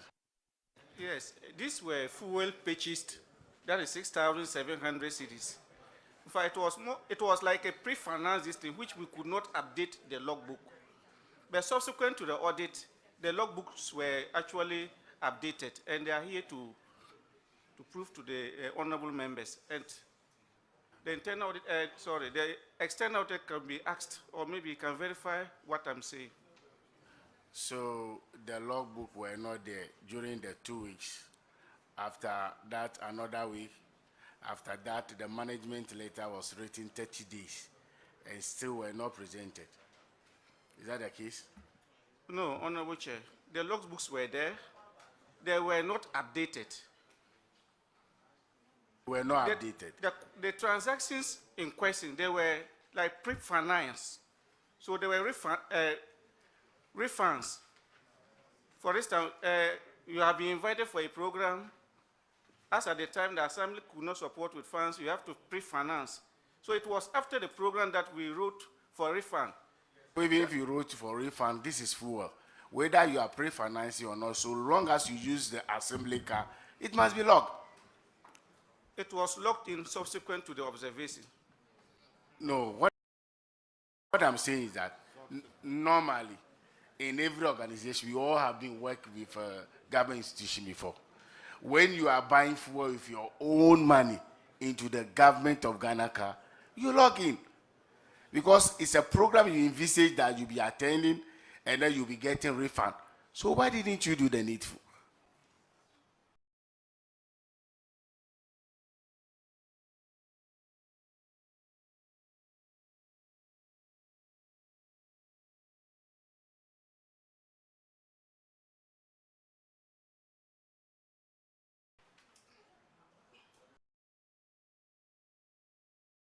They have to do. Assembly, there are qualifications you are supposed to have. Everybody has responsibilities. Look, I wouldn't sit down for you to get me in trouble. Oh. Me, if you are working with me, I will make sure you do it. If you can't do it, I'll get somebody else to do it for me. But when you go to the assembly, everybody is standing under the tree. And the auditors are in your offices, auditing. When they finish, sometimes the auditors find it difficult. I have seen some of it myself at an assembly. I have traveled to several of the assemblies. Auditors want to leave. They find it difficult to talk to somebody from the assembly. And 6,000 and 7 on those.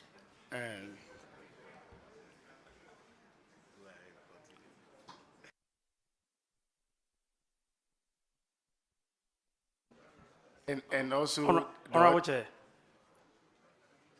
I have a word to say, please. Yes, sir. So, Honorable, after the audit's report, the auditor's report, yes, sir. I sat down with management and I realized that, seriously, like what you were saying, there are so many infractions here. Failure to deduct, failure to account. So, I advised them and we took a decision that it was not going to be repeated. So I will plead, because all these things, they will all come to me. Sometimes the assembly, for example, when they invite you for a program or something like that, it has to be pre-financed. Sir, the time. You are worsening the case. You are worsening the case. From where you came from, I'll win. If you paid with your own money, you will go to the fuel station, buy the fuel, you will get a receipt, wouldn't you? Yeah, sure. And there's a logbook in the car. You will log it out there. Yeah, sure. Now, you use your own money. I understand. But when you come, you can get a refund. So if auditors come in and ask you, hey, here's the logbook, here's a receipt, they wouldn't know whether you use your own money or assembly's money. Yeah, so what is the excuse? So now it's been resolved that they are not going to repeat the same mistakes. You will learn from it. Ghana what bodia kasa and you're not bow. This time Let's move to the next one, please. It's on paragraph 651, and Honorable Simon will take care of that one. Thank you, Mr. Chair. Owen. Owen. Sorry if I pronounce your name wrongly. Owen. You're welcome. I can see you're hot. You cool down, don't worry. So you failed to deduct tax to the tune of 1,727.25 from 6 transactions. And you are supposed to do that and remit it to GRA within 15 days. How far? What has happened? Honorable Chairman, we have done that. Auditors, can you confirm, please? Honorable Chair, we can confirm that. I told you to be cool. You see, this one is cool. Thank you. Chairman, I'm done. They've paid it, right? Yes, the auditors have confirmed. So why has it taken them so long to pay? Why has it taken you so long to pay? Ask.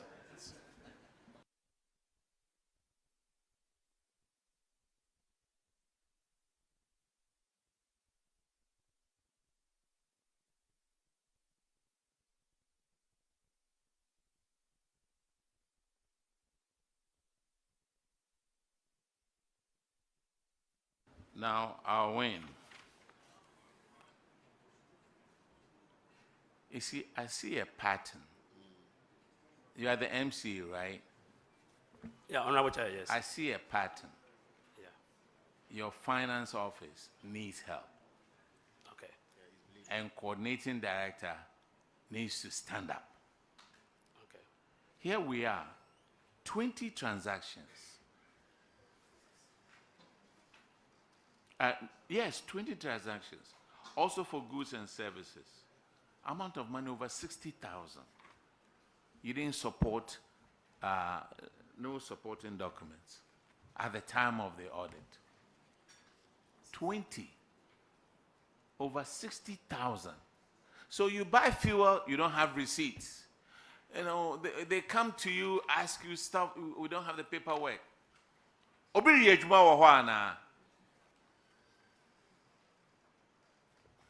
We recommended a recovery from the coordinating directors and the finance officer of the respective assemblies into the DACF.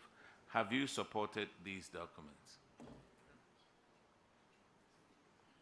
Honorable Chairman, we have done that. Where did you get the documents? Honorable Chairman, some of the documents were reports.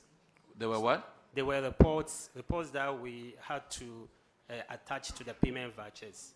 And then we went into the files and we found the reports and then we did attach them. But there was no sense of urgency. You are the finance officer, right? Yes, Honorable Chairman.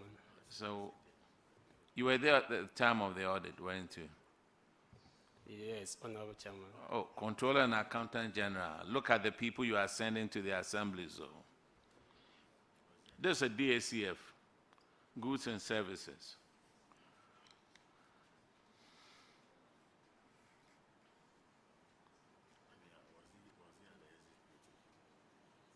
You were at the exit conference, weren't you? Yes, Honorable Chairman. And what does 30 days mean to you?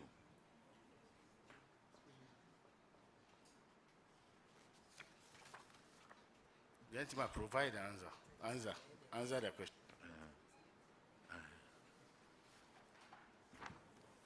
Honorable Chairman, it is the time that we have to correct the wrongs that has been identified. You are already paying over 36,000. I've given you guys 30 days. 30 days. This one, I will hold it for another time. The next infraction is on paragraph 721, and Honorable Dr. Giselle will take care of that one. Yes. Thank you very much, Honorable Chair. This infraction has to do with delayed projects. And when you have renovation of the municipal agric office, in fact, this one have a personal interest because it's agricultural office.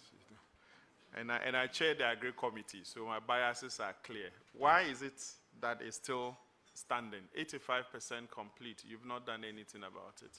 And you know that these costs contribute to overruns. These delays contribute to overruns in the overall costs. That deprives other development projects the necessary financing to execute, and therefore retards the progress of your area. What do you have to say, Director? Yes, sir. Honorable When Chair. did you go to that assembly? I'm going to my third year. Your third year. So you are sufficiently old there. So what happened? Exactly.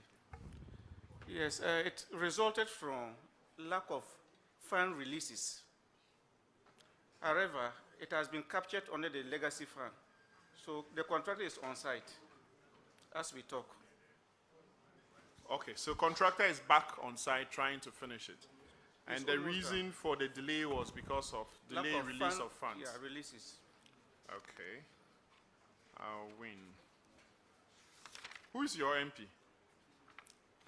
Honorable Oscar Ofurilabi. DC, he says you are doing very well. Yes, please.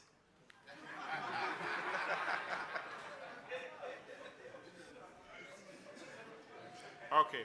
Honorable Chair, DC the MP says the DC is doing very well. Oh, okay. I'm asking about the coordinating director. He says the coordinating director has to sit up. Coordinating director. So you have to sit up.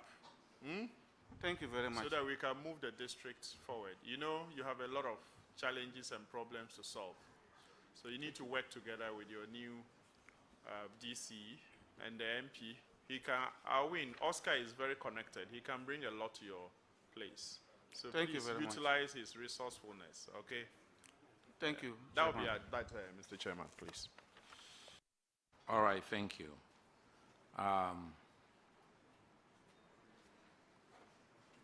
That is it, right? On your side? Okay. This is our win. You are discharged. Thank you. But 30 days you are paying the money. Thank you, Honorable Chair. And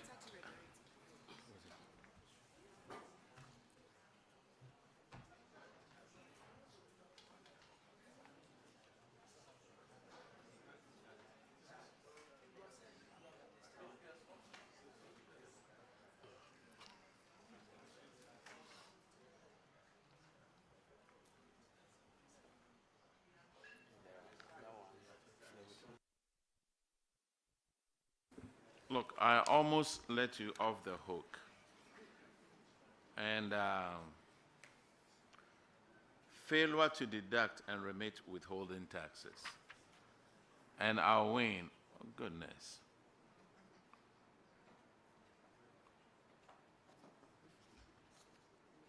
These amounts on the DACF for taxes not deducted, 1,041.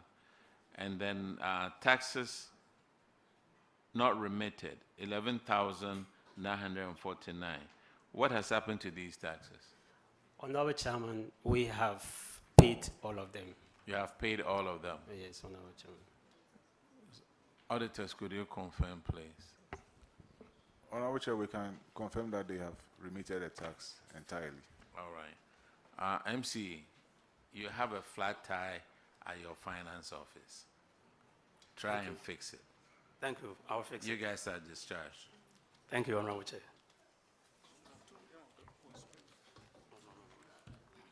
Now, let's call Bia East.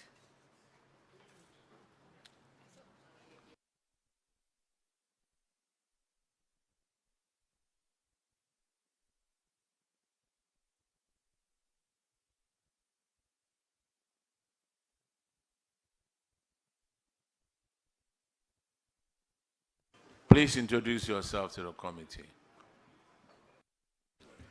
Carlos Jojo Dolphine, District Internal Auditor. Mr. Chair, I'm Francis Amankwa, the District Chief Executive, Bia East. Abukar Baba, Coordinating Director, Bia East. James Kofi Buai, this is Finance Officer, Bia East.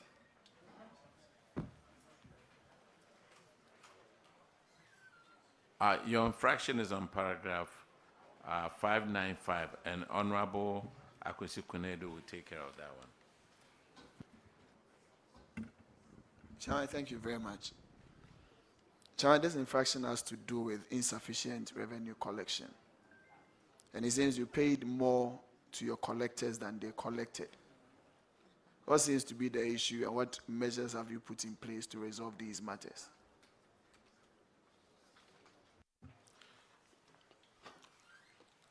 Honorable Chairman, the auditors recommended that the district give the the revenue collector targets, which we did. We went further to even look at other issues, sensitizing the public on revenue collection, particularly with regards to that of property rate.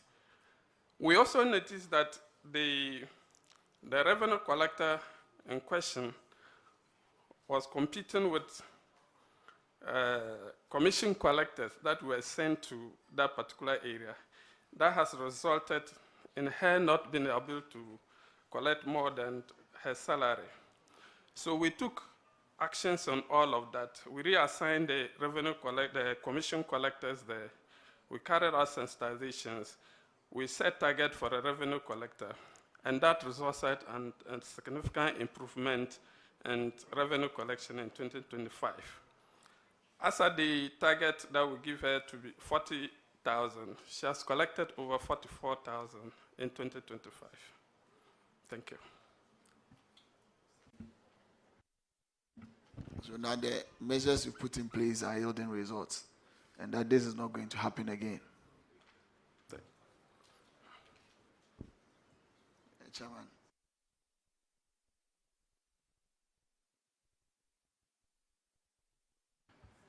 All right, the next infraction is on paragraph 643, and that will be handled by Honorable Shirley Che.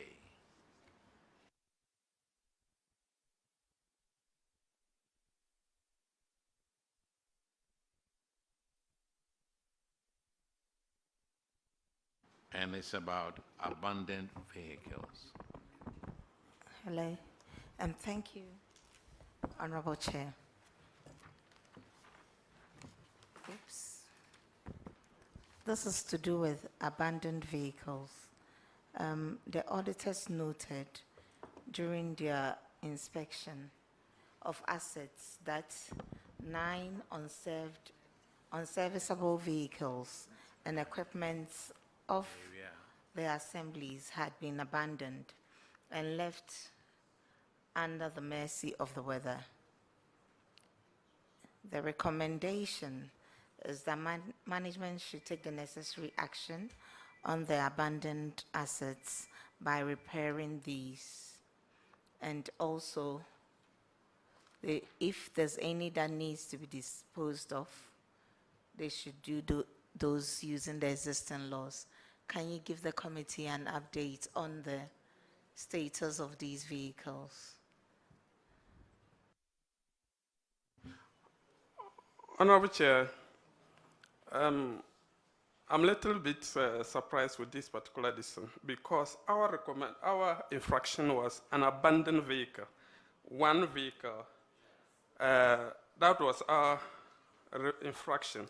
That has been effectively handled. We have worked on that particular vehicle. It's not 9. That's with other assemblies, so it's all lumped together. So your one, you said it's been handled? Yeah, we've worked on the vehicle, that particular vehicle. Auditors, can you please confirm this? Honorable Chair, the last time we checked, the car was still at the workshop, and we are not aware that it has been worked on now. So if that is the case, then they would have to provide evidence so that we can verify. Auditors, please, when did you check? When was the last time you checked? The last status report was compiled end of 2025. By December, we had completed that exercise. So, please, when did you? Coming for sittings, we also liaise with them if there has been any new development so that they can update us with. But we don't have any such information. So. Okay, please, why did you fail to update the auditors? Excuse me, sir. The gentleman who spoke about the vehicles, I'm sorry. You, sir. Okay, I asked finance. No. You are, what position are you? Coordinating director. Coordinating director. When did you fix this truck? We sent the vehicle to the mechanics about almost 4 months ago. And the vehicle has been worked on. 4 months ago. Yeah, the vehicle, it's been with the mechanics for some time now. But 3 days ago, we were given the information that the vehicle has been worked on. So I asked, you see, I was telling finance coordinating director. Yeah. Coordinating director, take your time because you are being watched live. Yes. On Facebook in the whole country. Okay. So your credibility is at stake now. Okay. You said only how many days ago did they tell you the car has been fixed? 3 days ago. 3 days ago. Yes. Now, have you picked up the vehicle to make sure that it's working? Honorable Chair, that's why I wanted my finance officer to respond, because when they told me the vehicle has been fixed, I sent finance officer to go and verify. But you said that it's been fixed. Yes, that's the information I got from a finance officer who I sent to go and check and to inform the auditors on the status of the implementation. So that's why I wanted him to respond to that. Finance officer. Honorable Chair. Have you received the vehicle? Not really. But when we are going to our district, we will take the car. So what you are telling us is just hearsay? No, no. We have maintained the car. It's just at the sprayer. So they are spraying the car. So we will send, when we are going, we send it. Excuse me, I don't think you should be laughing. We're not joking here. All right? You said you fixed the car. And when you come to this committee and tell us you fixed the car, we expect that your word should be what it is. So you can't come here and say 3 days ago you were informed that the car has been fixed and you're going to take it on your way back. And you've not even informed the auditors. You have not even received the car in your possession. Your answer should have been different from what you gave us. With all respect, please, let's take this committee serious. Give us a better answer. When are you going to get the car moving?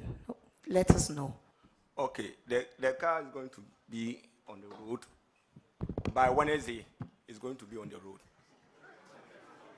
The mechanics promised us by Wednesday.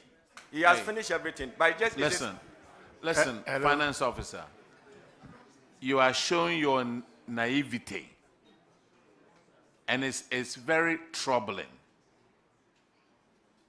The mechanic told you that he has fixed it. Haven't you ever taken a car to a shop before that they will tell you that it's been fixed, and then when you go, oh, if only I fix the battery and I fix the tires and the car is fixed? Haven't you heard or seen that before? You haven't taken possession of the vehicle. You haven't ascertained that the vehicle has been fixed. Then you come and sit here and you are laughing and you think, oh, this is just a joke. Wow. You were brought there by the Controller and Accountant General, right? Finance guy. Finance guy. Controller.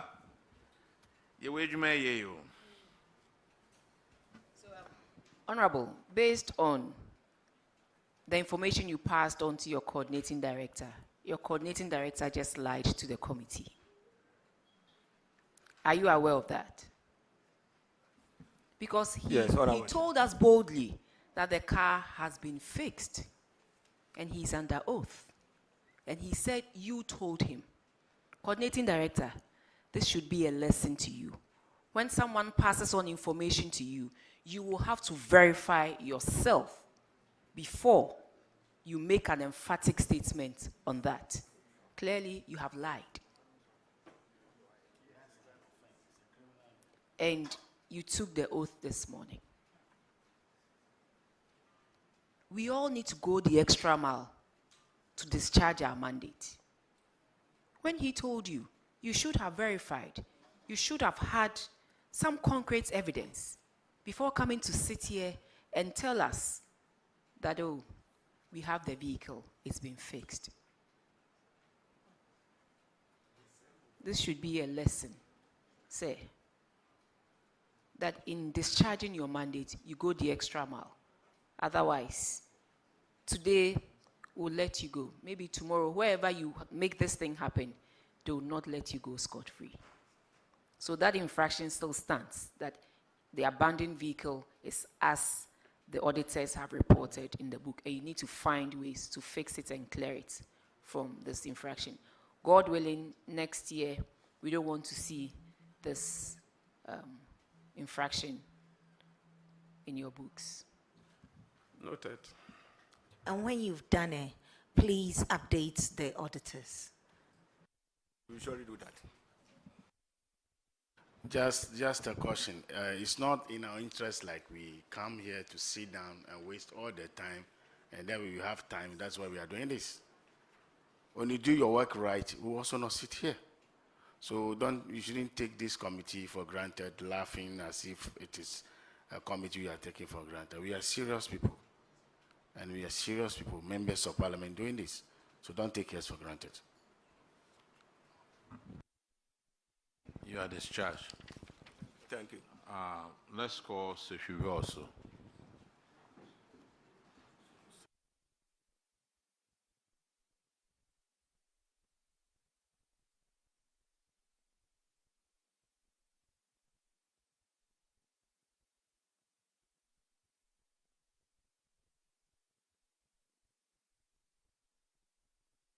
Please introduce yourself to the committee.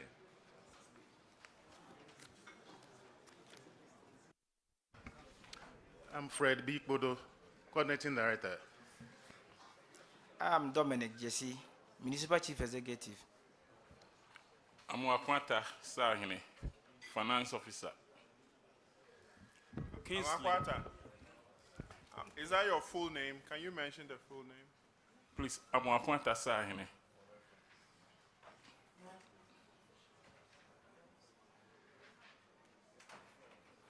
Okay. Kingsley Millie, Internal Auditor. All right, the infraction is on paragraph 591, and Honorable Frederick Yao Ahinkwa will take care of that one.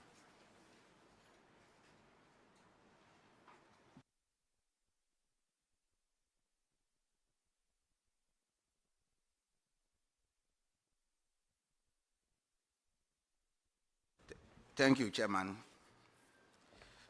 This infraction is about uncollected revenue from 25 institutions, totaling 256,000 Ghana cedis.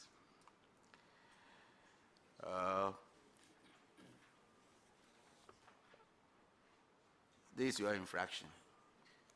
Non-collection of revenue. Who are the specific institutions, the 25 institutions? I want to know. Yes. Mention them, the 25 institutions. Honorable Chair, we have the list here. We have Total Filling Station, Dallas Finance, Dallas Microfinance, Zoology Company Limited, Kokroko Hotel, Minado Hotel, Danwell Insurance, Cargill Cocoa Sourcing, ECG, Can Royal Somme, GPLTU, John Bita, Biofuel Diagnostic, ECG again, Boadak Company, Royal Density Investments, Enyema Hotel, Share Filling Station, Petrosol Filling Station, Zoology again, another Zoology, Ken Rosie's Hotel, Millie J Guest House, L College.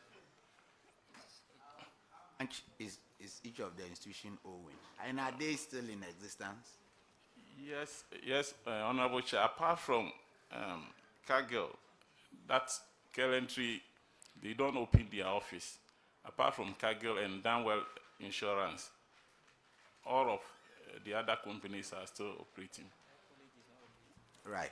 So if these companies or institutions are in existence, what necessitated your failure to collect these monies from them? Honorable Chair, we were able to recover an amount of 80,000 from them, with the exception of ECG. ECG, they are owing us 130,000, and we are in the process of agreeing with them to set off against our debt that we also owe them. So that is why we have that amount of money there. Okay. So out of the 256, you say you have generated how much? 80,380. But the chunk is coming from ECG. ECG? Yes, Honorable Chair. What's the value for ECG? 130,000. So I said you should state how much each of the institution is owing, At so the that we time. know the enormity of the problem. Yes, please. Total filling station, the outstanding was 1,200 at the time. That is 1,007. Zalogy, 21,000.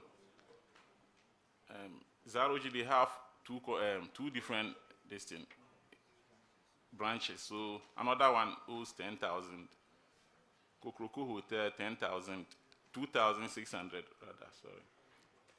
Minado Hotel, 2,200. Danwell Insurance, 2,200. Kagel Cocoa Sourcing, 30,000. ECG, 70,000 for BOP. And MTN, 3,000. Can Royal Somme, 3,000. GPRTU, 2,000. Then on property rates, Biofuel Medical Diagnostic, 1,000 cedis, ECG, 60,000.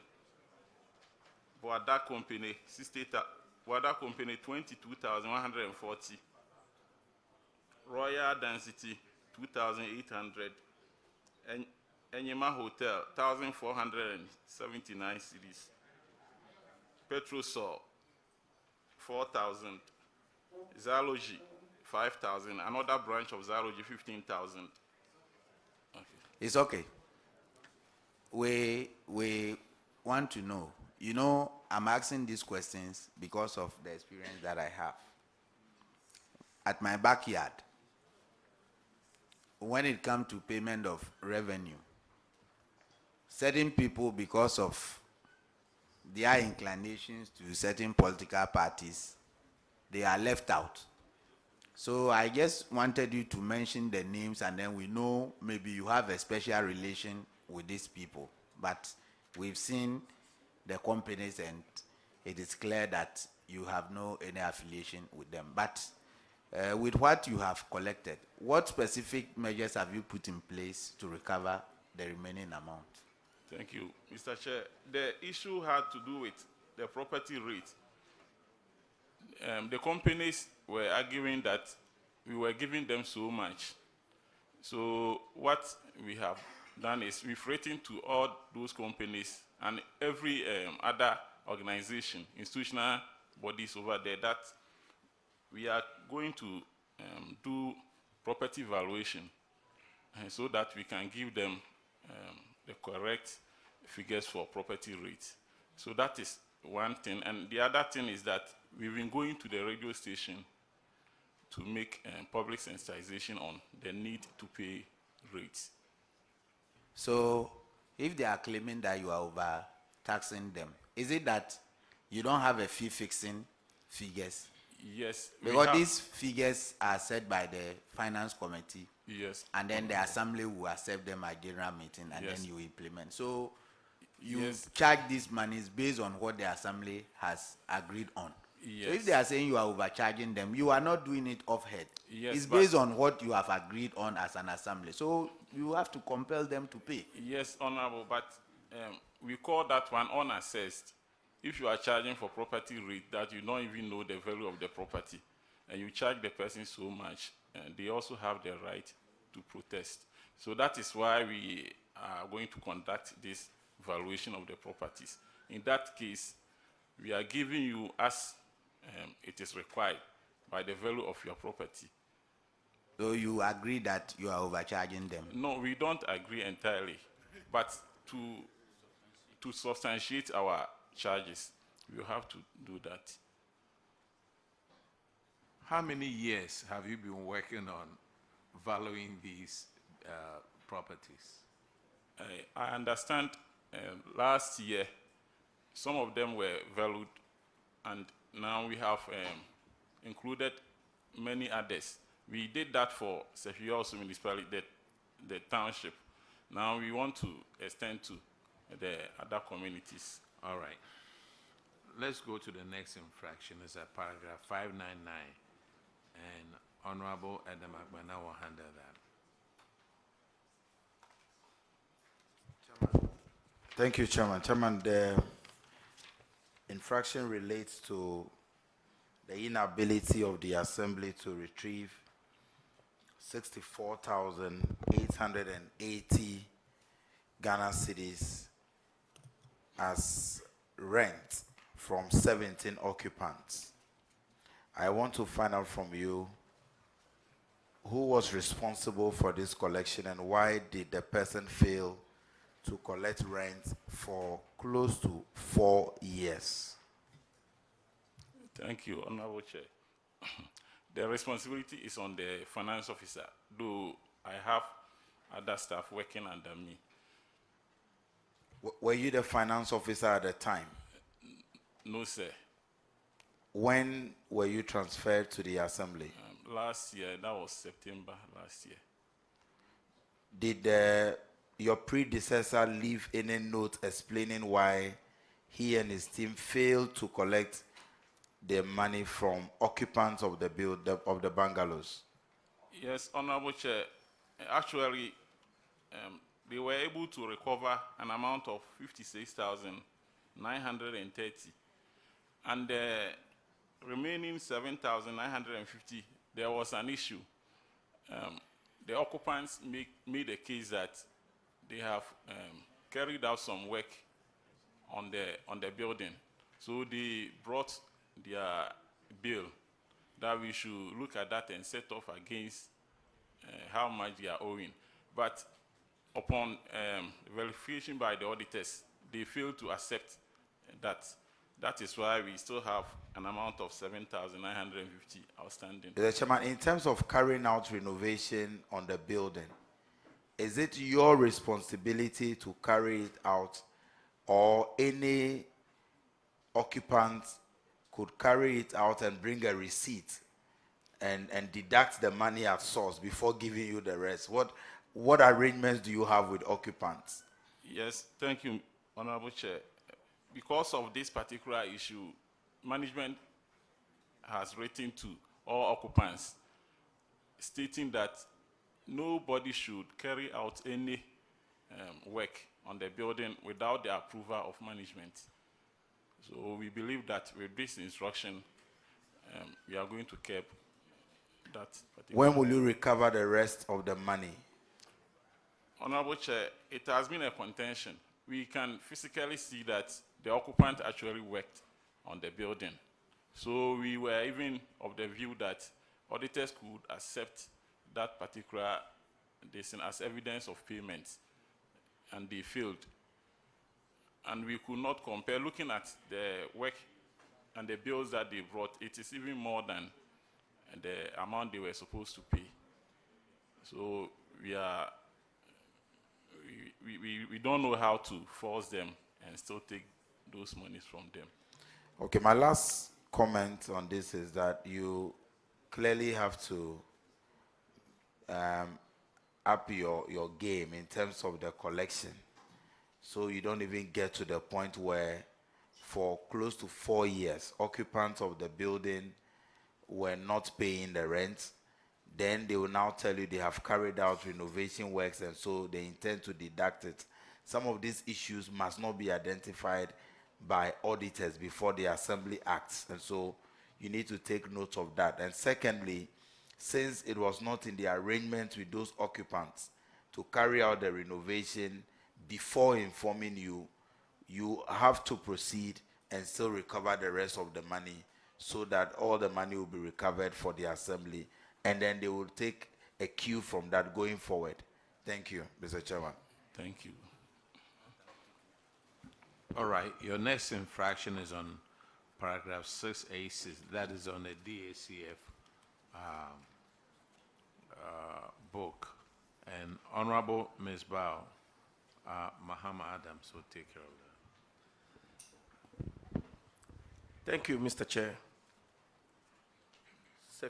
Sekhi, we also. There's section 36 of the DSCF 2023 guidelines. These assemblies are not allowed to spend more than 10% of their DSCF allocation on an administrative expenditure. However, during the year, your assembly spent a whopping 32.75%, clearly in excess of 415,287.82 on administrative expenses. Could you kindly, and the auditors have tasked you to do a refund from the internal generated fund account into the DSCF. How far have you gone with this? And again, what steps have you taken to improve on your IGF collections to avert this situation going forward? Thank you. Thank you, Honorable Chair. At the time of verification by the auditors, on a follow-up to the Auditor General report, we had recovered 320,000. But as we sit here, we have paid everything from our IGF account to the common fund account.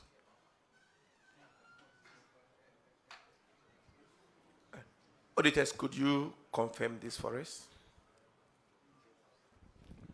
Honorable Chair, we can confirm that they have so far refunded 320,000, leaving a balance of 95,287.82. Thank you. So the remaining, you say you just paid. We have paid. Can you make the paying slips available to the auditors to confirm that for us? Yes, I can do that. We have them here. They have paid parts, that's 320,000, leaving 95,000, right? So, but they've mentioned that the auditors have confirmed the 320,000, but they have mentioned that they've paid the other 90,000. So we would want the auditors to confirm. If they have the pay in slips, they can make it available for the auditors to confirm for us. Okay, so you've done well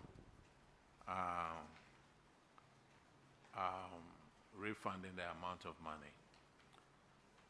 I won't see a sika kakrebiti.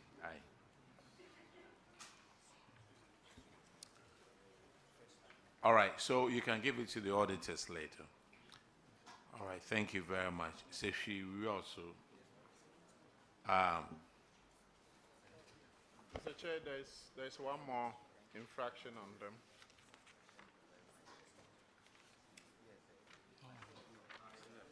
Yes, on paragraph 721. Yes. Yes, go ahead, sir. Thank you, Mr. Chair. Honorable, you have two projects that are outstanding. One is delayed for 111 months and is at 75% complete. The other is 150 months and is at 54% complete. You know what it means. Cost overruns have a very negative effect on your finances and the development of Sefiriasu. What are you doing and what have you done? We are told that it's due to non-payment of certificates from your office. What happened? Thank you very much, Mr. Chair. Mr. Chair, these two projects are part of the 12 projects, our legacy project that we have identified in our municipality. And I can confidently say that these two projects have been worked on and they are in use. One of them was commissioned on the 31st of December 2025. Thank you. So both have been worked on and they are in use. Auditors, are you able to confirm this? Okay, the one under DACF has been completed. The RFG one is in the process to be worked on under the legacy project. Actually, they are both under DACF. We have the clinic and nurses quarters, and then we have the 3-unit classroom block. Very well, Mr. Chair. Thank you. It's true. Like I said, we have a number of legacy projects. There are 12. And per our financial position, we wouldn't be able to complete all at a go. Yeah, and that's so, understandable. But where are you on these two, this specific two? Like I said, the first one has been completed. Which one? That is the 3-unit classroom block has been completed. living in the Nessus quarters. So what's your plan for the Nessus quarters? Our plan is that as and when the legacy funds are available, we're able to work on what is remaining. There's nothing like legacy funds. I You mean, you have your DACF with guidelines, with percentage that you allocate. In fact, you've been advised on a percentage to use for legacy funds. Thank you very so much. So is Mr. Chair. that not a priority? Health? Is that what you're saying? Thank you, Mr. Chair. That is a priority. We've done integrity tests on all the projects, so we are prioritizing them accordingly. So where is the stand of this one in your priority list? It will be in the next phase, Mr. Chair. Okay. So next phase will take off when? Is it quarter-wise or year-wise? Maybe you are mid-year. paid DACF in quarters. Exactly. But I'm just trying to check whether it will come off this year or Hopefully, next year. hopefully in the fourth quarter. What do you mean, hopefully? Honorable DC, we are talking about Sefiria, so. Exactly.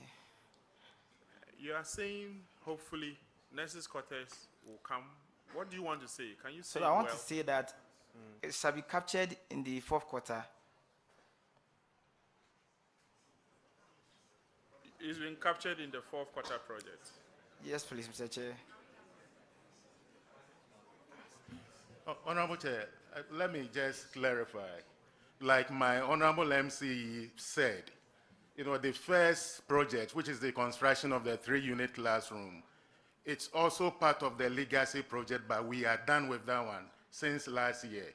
The second one we have captured in our annual action plan for execution this year.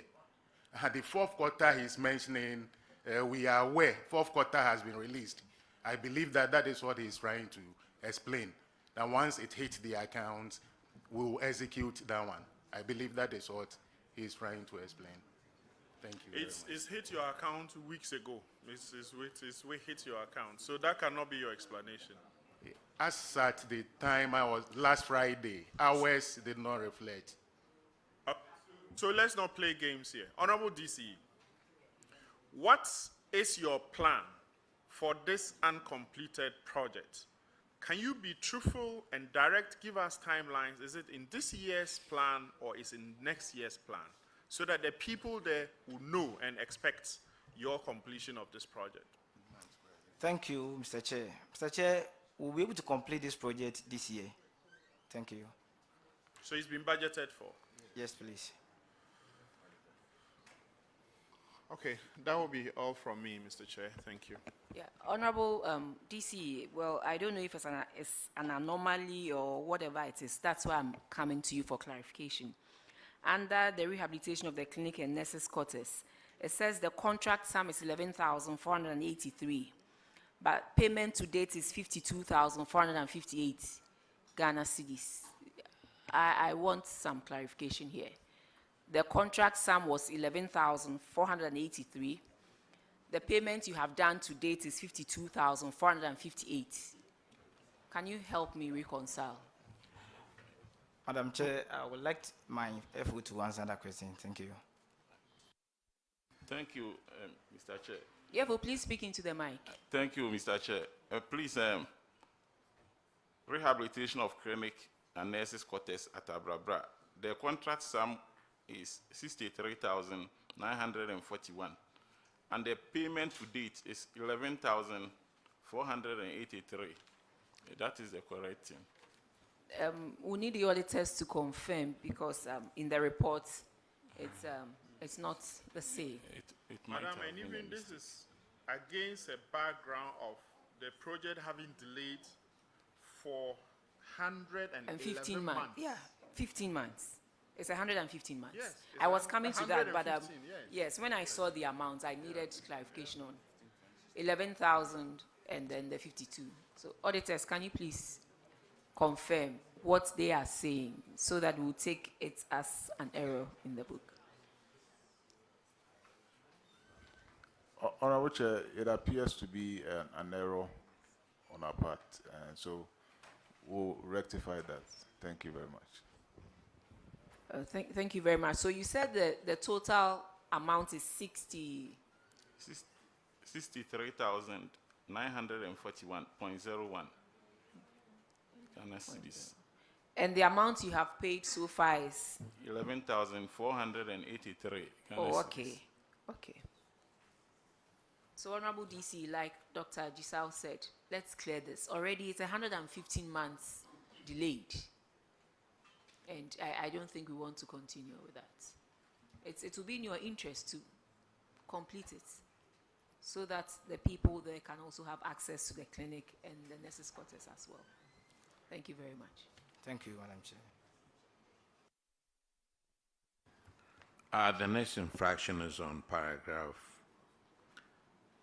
744. And Honorable Frank Yeboah will handle that one. Thank you, Mr. Chairman. Sebi, you also, Assembly, you're welcome.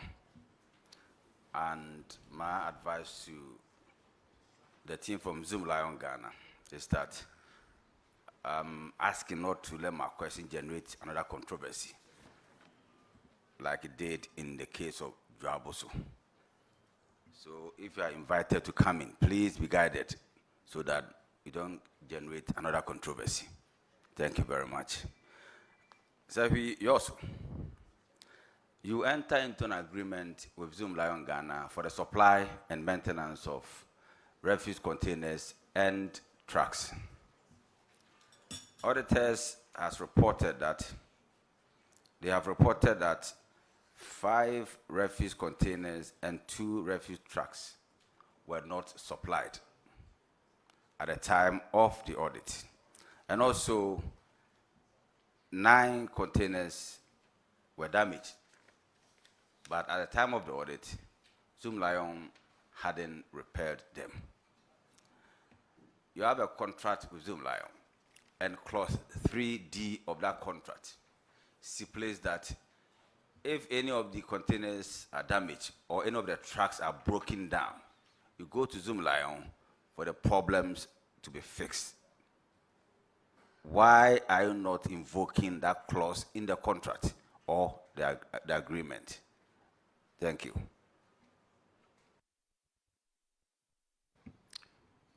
Honorable Chair, thank you very much.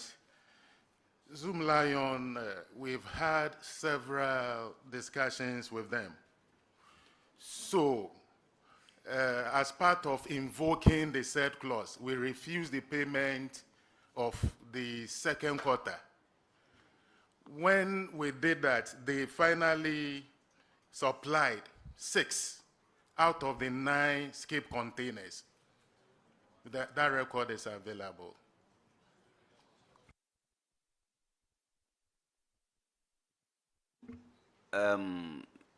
Finance officer, the payment was withheld, but later on, I'm sure it was paid. Yes. Was it any form of deduction or refund?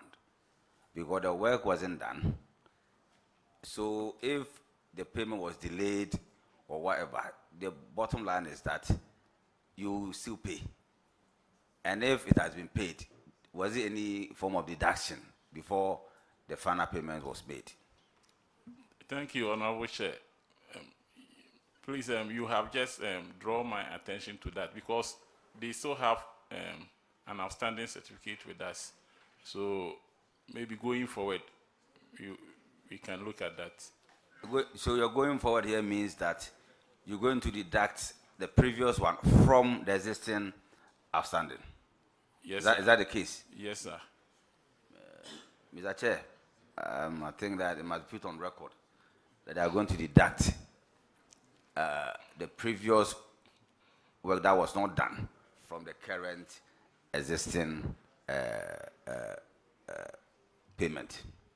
So, Mr. Chairman, I'm done. Thank you. So, Zoom Lion, do you have a comment?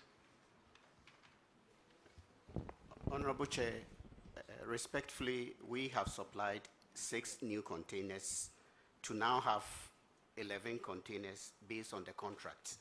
So we have supplied all the containers that are required per contract.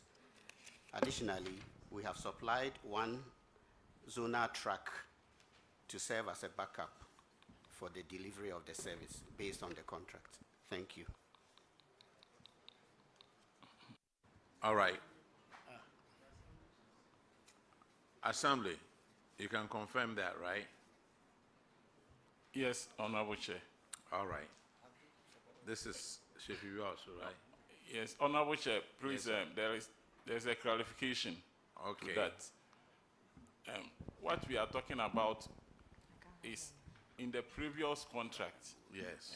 So these current 11 containers they are talking about is what they are supposed to provide under the new contract. So this one was not done. It's something that they refused to do previously. So if you have 11 now, it's not about the previous contract. This is a new thing they are talking about. Currently, they are operating very well, but previously, what they were supposed to do is what we are talking about over here. I would suggest you read the new contract very well and ask yourself how you are going to assess their performance. Thank you, At first, we were using the number of containers and trucks to assess their performance. Isn't that so? Now, the new contract does not specify the equipment they are supposed, the number of trucks or whatever they are supposed to use. The question to you, the assemblies who have signed the contract, how are you going to assess their performance?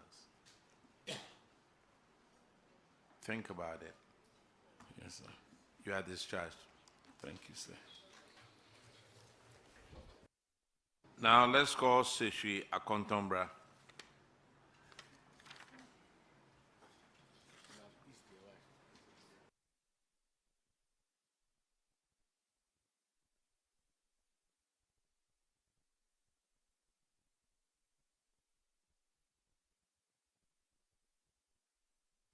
Please introduce yourself to the committee.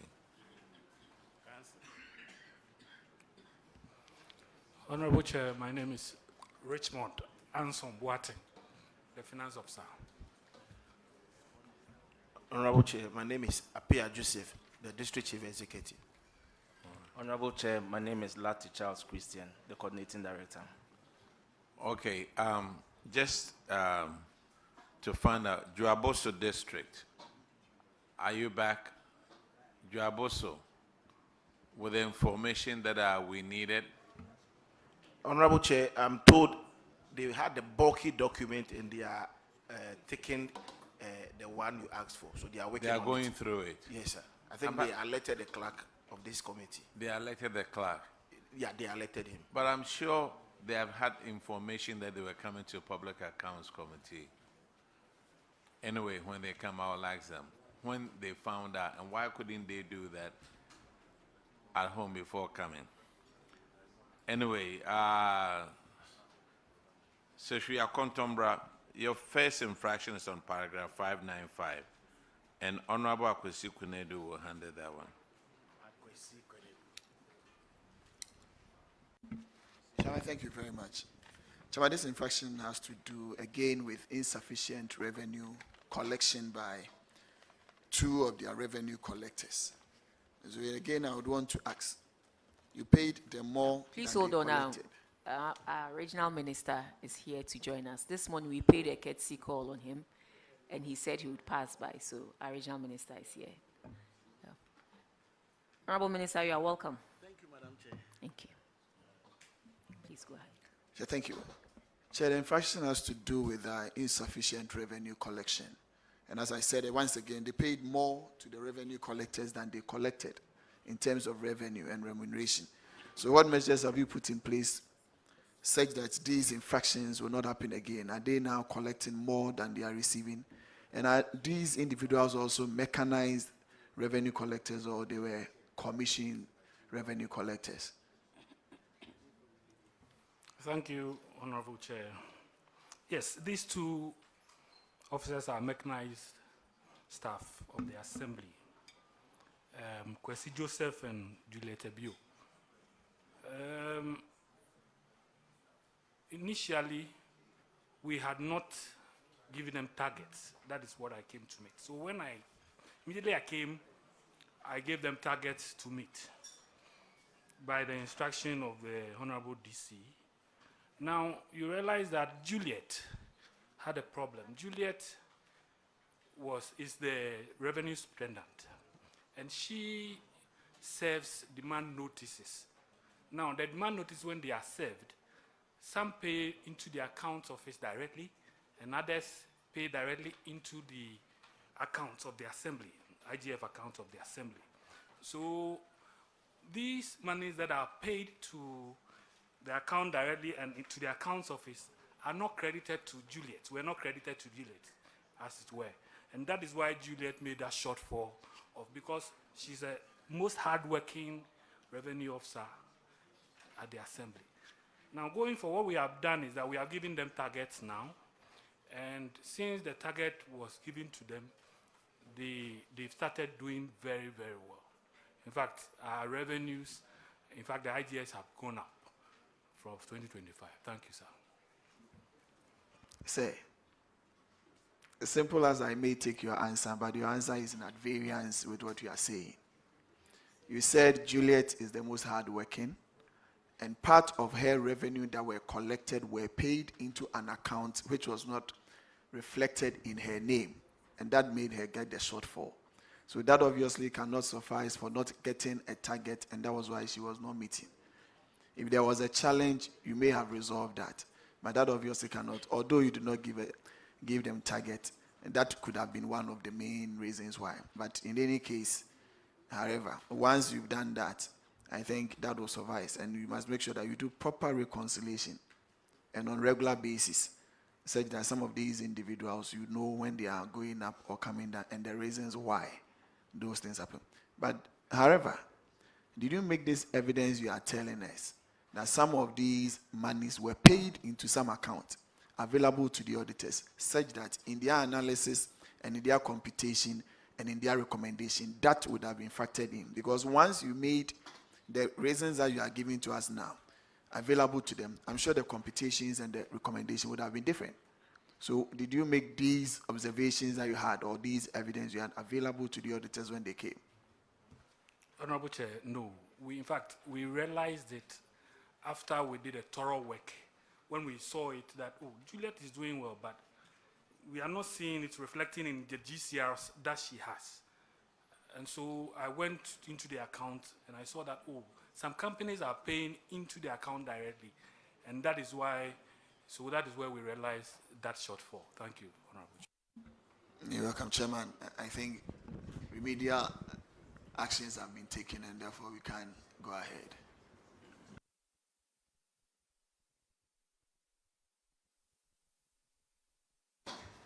Okay, the next infraction is on paragraph 614, and Honorable Shirley Che will take care of that. Thank you, Honorable Chair. This is to do with unpresented value books. So, Seshia Kontamura, we noticed that you had some GCR booklets that had a value of 20,400 Ghana cedis that you had not presented. So I would like to ask the current update on the books. What have you done with those outstanding booklets? Thank you, Honorable Chair.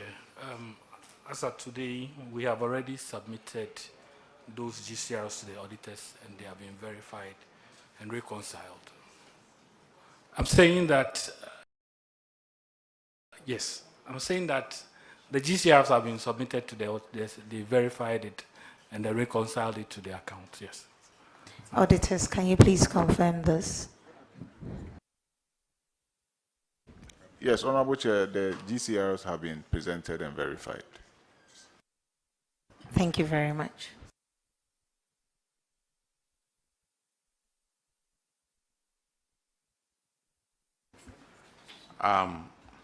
The next infraction is on paragraph 626, and Honorable Ernest Yeah, a name. We'll take care Thank of you, that Chair. Secretary Akontomra, this infraction has to do with unearned salaries to the tune So of I need to. 139,710. And according to the auditors, 3 of your staff were seconded for a period of almost between 2022 and 2024. Officers in question, I think you know. The auditor's recommendation was that you recover this amount of unearned salary. Are you able to provide any updates on what steps the Assembly has taken from the date of the audit to now on these 3 people in question? Thank you, Honorable Chair. Honorable Chair, we have not recovered the amount as stated in the Auditor General's report. However, the management wrote letters to these officers who were cited in the report, as well as writing to the institutions in which they are in now. As of now, we've not heard anything from them. We also asked IOCO to investigate, of which they have started investigating the matter. I would state that one of the officers whom I learned resigned is now with the Parliament House as an account officer. We wrote to him. He did not respond. We also wrote to the Clerk of Parliament. We've not received any response yet. The other officer who is at Bibiani Ariansubekwai was also written, and he has also not responded yet. But the issue is now with IOCO, and they are investigating the matter. Thank you, Honorable Chair. Officers here for me to find out from them what actually the issue is. But then you mentioned, you alluded to one of them who works currently with Parliament. And do you have his responses? Have you contacted him personally? Honorable Chair, I did on several occasions. He never responded to me. And he has not also officially written to the Assembly. How did you communicate to him? Honorable Chair, when I came, I realized that my predecessor had written to him officially. Do you have a copy of the letter yes, here? Yes, please. We have it Has this been given to the auditors? The auditors were given a copy. The auditors, can you confirm if you have a copy of this? Yes, they provided those letters to us. Okay. Mr. Chair, under the circumstances, I think I would defer to you, and the necessary action can be taken. Yeah. Now let's go to. Chair, if you may indulge me. Say, did you show evidence to the auditors that he was actually paid for that period that is said that he separated in terms of vacation of post? He vacated post in January 2023. Can you say with certainty and evidence that he was actually paid for the period under contention we talk about? Or is it that because he was not at post, there is a presumption that he was paid? Because he says he works in Parliament, and we have an occasion to know that he also says that he was not paid for that period that he was, because he was seconded to a member of Parliament, and when he got there, he was not paid for that period. That is why this matter is an issue now. So can you say with certainty and evidence that he was paid for the period under contention? Honorable Chair, I can't say for certainty, but I believe there are reports, and I think validation reports, of which indicates that he was validated. And for the period of January 2023 that he left post, and for 3 months that he was not reporting to work, and he was still being validated by who? Was he the person validating himself for the period, or who was validating him? Because he cannot validate himself. And you say the person has vacated post. At least if it's for a period of 2 months that you validate that person, fair deal. But after 3 months, you keep validating that person. Don't you think the person who was validating should also somehow be held responsible for negligence and not doing his job? Because you cannot also prove it with certainty that he was paid, but you are talking to validation reports. Yes, Honorable Chair, I was not there at that time, but I believe that he was validated by my predecessors. Wait, don't say believe. You see, we are at a table where we want to deal with evidence, just as you showed the letter to the auditors that we wrote to him. You can't say to us that you believe. We cannot take your word of belief to be the fact. You must be certain and provide evidence to that. Because you see, you want to get to the bottom of these matters. It is not just to say you believe and therefore we go on those standing. Can you say with certainty that based on the validation, and do you have copies of that validating reports here, that based on that the person was paid? Do you have copies of the validating reports? Honorable Chair, I don't have the copies of the reports with me here. Did you cite copies of the validation reports? Honorable Chair, yes, I did. Can you make copies of that validation reports to us? Honorable Chair, when I get back to Sexual Control, I will do that and submit it to the House. Okay, Chairman. We would wait on the copies of the validation report to also be certain that the person was actually paid for it.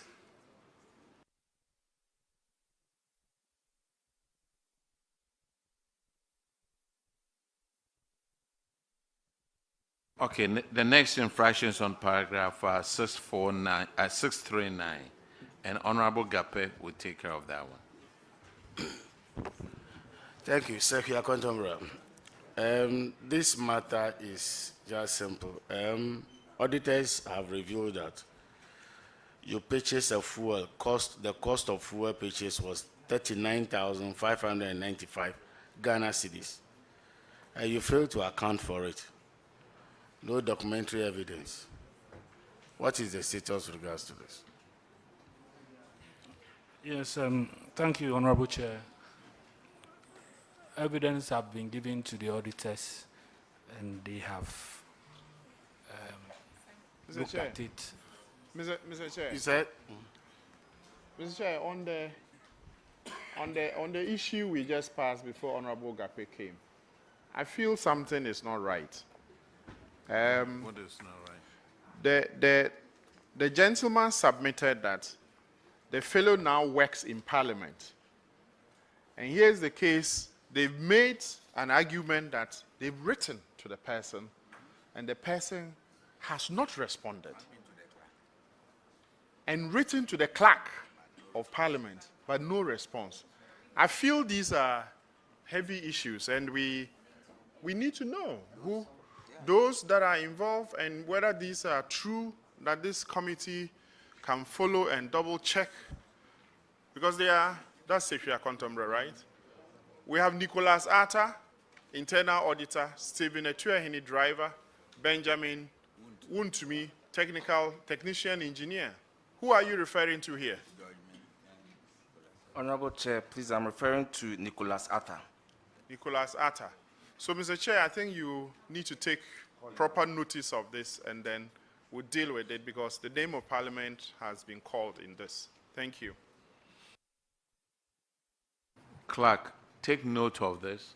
This is something that we need to follow up with our main clerk in Parliament and find out what the information is. And then we would advise that the clerk, if this is true, will get with the auditors on it. All right, thank you. Yeah, so though we studied that, still go back to my question. You said you have accounted. So when was the returns given to the auditors? I'm sure I don't have the date now, but I think it was in October. Not that you think, we want certainty here. So, please.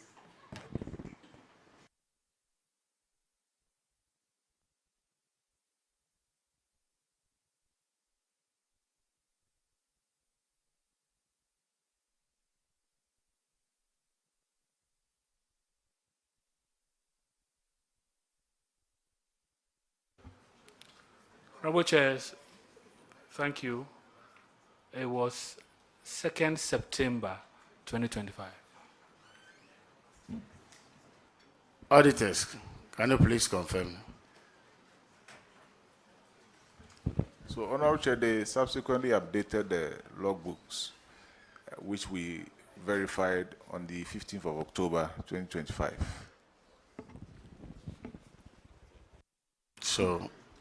So henceforth, please do the needful. We don't want to next year you come with the same. And then the western of what is happening. All of you, all assemblies, you are here. Why? What is happening in that area?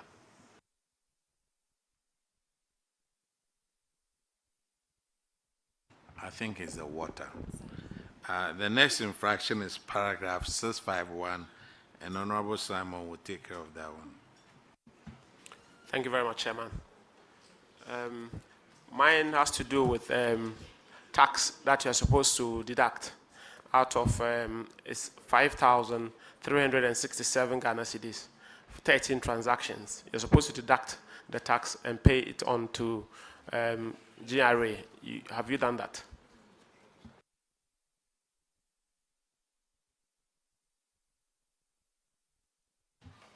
Honorable Chair, yes, we have remitted the tax to GRA. Auditors, can you confirm, please? Honorable Chair, we can confirm that the full amount has been remitted to the GRA. Thank you. Chairman, I'm done. All right, the next infraction is on paragraph 686. Honorable Ms. Bao will take care of that one. Thank you, Mr. Chair. Sefi Akontombra. Per the 2023 DACF guidelines, assemblies are not supposed to spend more than 10% of their DACF allocation on administrative expenditure. But during the year, clearly, that's 2024, you spent in excess of 43.73% on administrative expenditure, clearly showing an excess of 421,761.23 Ghana cedi. Could you possibly? The auditors also recommended that this amount should be refunded from the IGF account to the DACF account. So we want to know whether this refund has been done. And then, what steps have you taken? Because the auditors cited that it's all because of the reason that your IGF, your internal generated funds collection is poor. What are you doing to make sure that in future we don't go back to this situation? Thank you. Thank you, Honorable Chair. With this infraction, we have been able to refund 50,000 of the amount into the DACF account from IGF. However, like I mentioned earlier, now our IGF is doing well, and so subsequently we'll continue to do the refunds as and when we get more IGF. Thank you. Auditors, could you confirm the refund of the 50,000? Yes, Honorable Chair, we can confirm the refund of 50,000. Mr. Chair, the excess was 421,761, but the Assembly has refunded 50,000, so I will defer to you.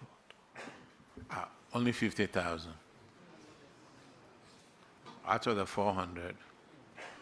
What are you using your IGF for? Honorable Chair, some of our IGF are used for assets. We have assets. For what? Assets. We have assets that we use IGF for. What kind of assets? Market. We've done a market at Tumuda. Kremokrom market.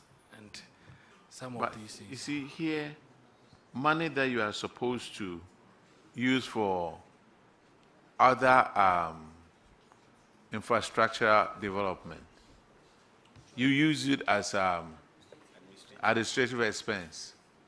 And then you say you are using your IGF to build a market. What kind of story is this? Thank you, Honorable Chair. Look, whatever you get on your IGF, pay 25% of it to the DACF account. and auditors will follow up on it. Sua sika kakra bedi. Aye. Whatever they give it to you, you spend. Aye. Even if they give you 1 billion, you will still. Okay, now let's go to the next one. You see, DACF, 3 transactions. You didn't have PVs for it. Transportation on election. And then 3 transactions from PWD account for goods and services, 14,000. You don't have any account PVs for unsupported payments. Thank you, Honorable Chair. We had PVs on them. Look. We had PVs, just that... I ask you a question, you give me an answer, knowing very well that the answer is wrong. You had the PVs at the time of the audit. No. Say we are recording you and you are being shown live on Facebook and parliamentary TV and so many other channels. So speak. Don't use your head. You had these supporting documents during the audit. Yeah, Honorable Chair, you mentioned PVs. That is why I said the PV was available at the time of the audit. At the time of the audit? Yes, the PV itself, not supporting document. I was saying PV. But but the supporting documents. Honorable Chair, yes. At the time of the audit, we provided these documents. However, I couldn't understand why it featured in the management letter. So we took back the documents to the auditors for them to have a look at it. Because we have the PWDs, these were payments done for a little boy who had legs problem and stuff like that. So we took it back to the auditors and they were able to verify them for us. That very day? No, not that very day. When? It was after the Auditor General's report. So you didn't support these things during the time of the audit or the 30 minutes leeway that you had? Honorable Chair. Where was the document? Where were the documents? The documents were at the time in the office. And Honorable Chair, I was part of the audit. During the audit, I was there all the time. But I realized that this happened. So I went back myself to the auditors. When I saw it, that it's in the Auditor General's report, I was surprised. Okay, auditors are here. Let me verify from the auditors. Auditors, he claims he gave you the supporting documents, but you still listed them as not providing them. Honorable Chair, with your leave, if the district auditor can speak to the issue. Go ahead. Thank you very much, Honorable Chair. I think that I'm a bit surprised in seeing that the documents were available at the time that we conducted the audit. I don't think that is not a fact, because he himself wasn't available. He took over some months after the substantive accountant was there. So he may not be privy to most of the things that, the infractions that we raised. So I'm expecting that he even mentions that probably he wasn't there on this particular issue so that it can be resolved. He wasn't the finance officer as at then. Thank you. Finance officer, did you hear the auditor? Yes, Honorable Chair, I heard him. Were you there at the time of the audit? I was there at the time of the audit, but with these documents, the transaction had already been done with when I was posted there. That is true. But during the audit, I was there. And they picked it up at observation stage when we provided the supporting document. That very day? During the observation stage. So because it featured in the management letter also. So we sent this to them. And I was surprised it showed up in the But didn't you hear the auditor say that you weren't there? No, I was there. I was not there when the transaction was going on. However, during the audit, I was in a contract in October. I was brought to a contract in October. These transactions went on in September 25th and December, respectively. So one I was there, one I was not there. But during the audit itself, I was there. When they were conducting the audit, I was there.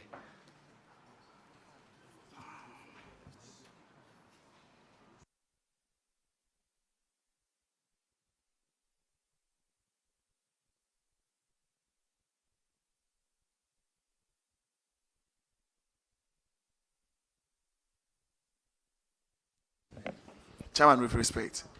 Finance officer, are these PVs the original PVs that you submitted to the auditors? Does it bear the mark of the auditors?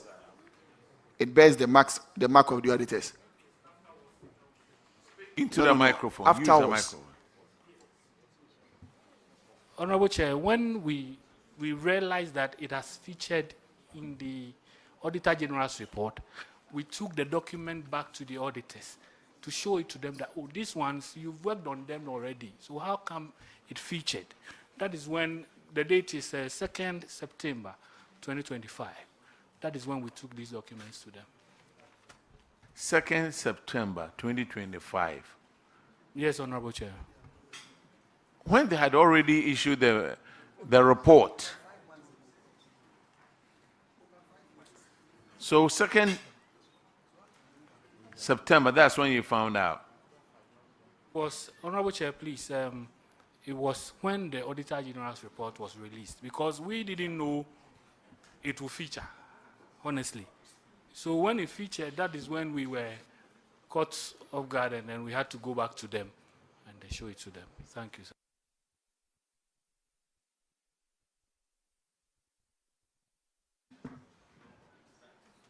Okay, Honorable Chair, please, I would want to make a submission, and that is we issue observations, give them time to respond, then a management letter. Yes. Then 30 days is also given. So Yes. if these issues, which he's saying that we had already worked on, were Yes. still there, then I believe that we could have even expunged it from the management letter. Yeah. Exactly so. Again, I would say that I'm surprised that he keeps saying that we had worked on it. Thank you. When they gave you a management letter, did you reply to it? Honorable Chair, yes, we did. Do you have was it in writing or verbal? Yes, it was in writing, Honorable Chair. Do you have a copy of that? Okay, please, I'll look at That you addressed these with them?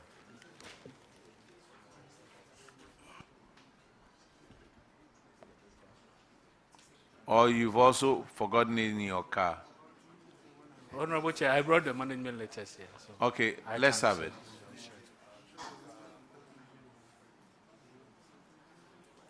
And you give it to the auditors.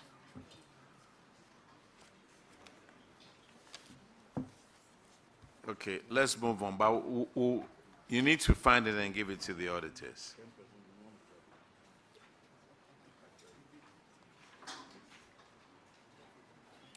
The next infraction, Sefia Contombra, is on paragraph 705, and Honorable Shirley Che will take care of that one. Sefia Contombra. Section 3 of the guidelines for utilization of the DACF for 2023 requires that up to 2% of the Assembly's total net DACF receipts after the provision of funds for mandatory projects should be used to establish and strengthen sub-district structures. Sefia Contombra, you failed to allocate your 2% to the account sets aside for such projects. Can you give the committee an update on the payment, if you have done it or otherwise? Honorable Chair, we have not been able to allocate funds to the substructures as at the time of the audit. We had not done that. Sorry, can you speak up as of the time? I am saying that we were not able to allocate funds to substructures like it's been raised here as at the time of the audit.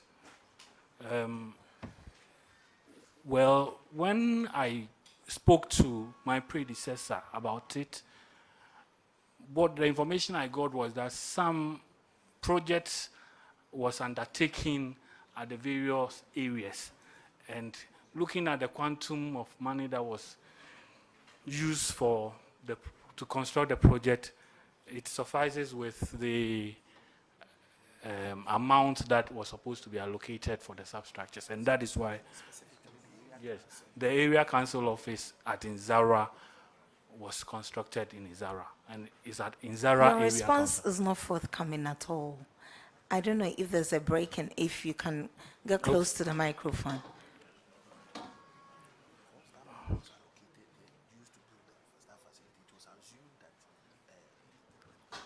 Honorable, do you want to respond for him? Okay. He will do it.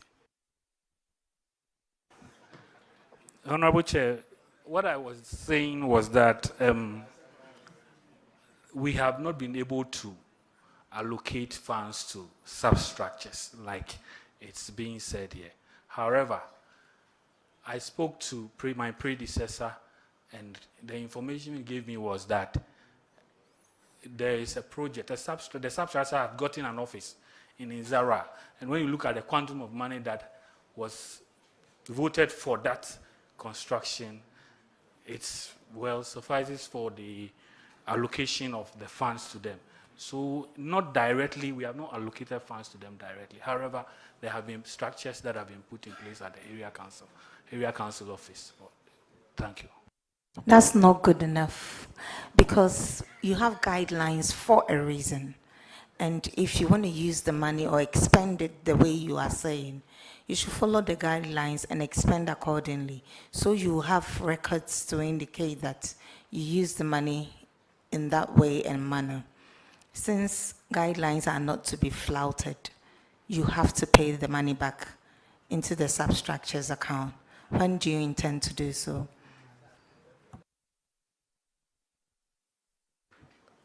I would speak with my coordinating director and the DCE. So to you take don't have a instructions, choice. to You take don't have a instructions choice. for them. Thank you. You don't have a choice.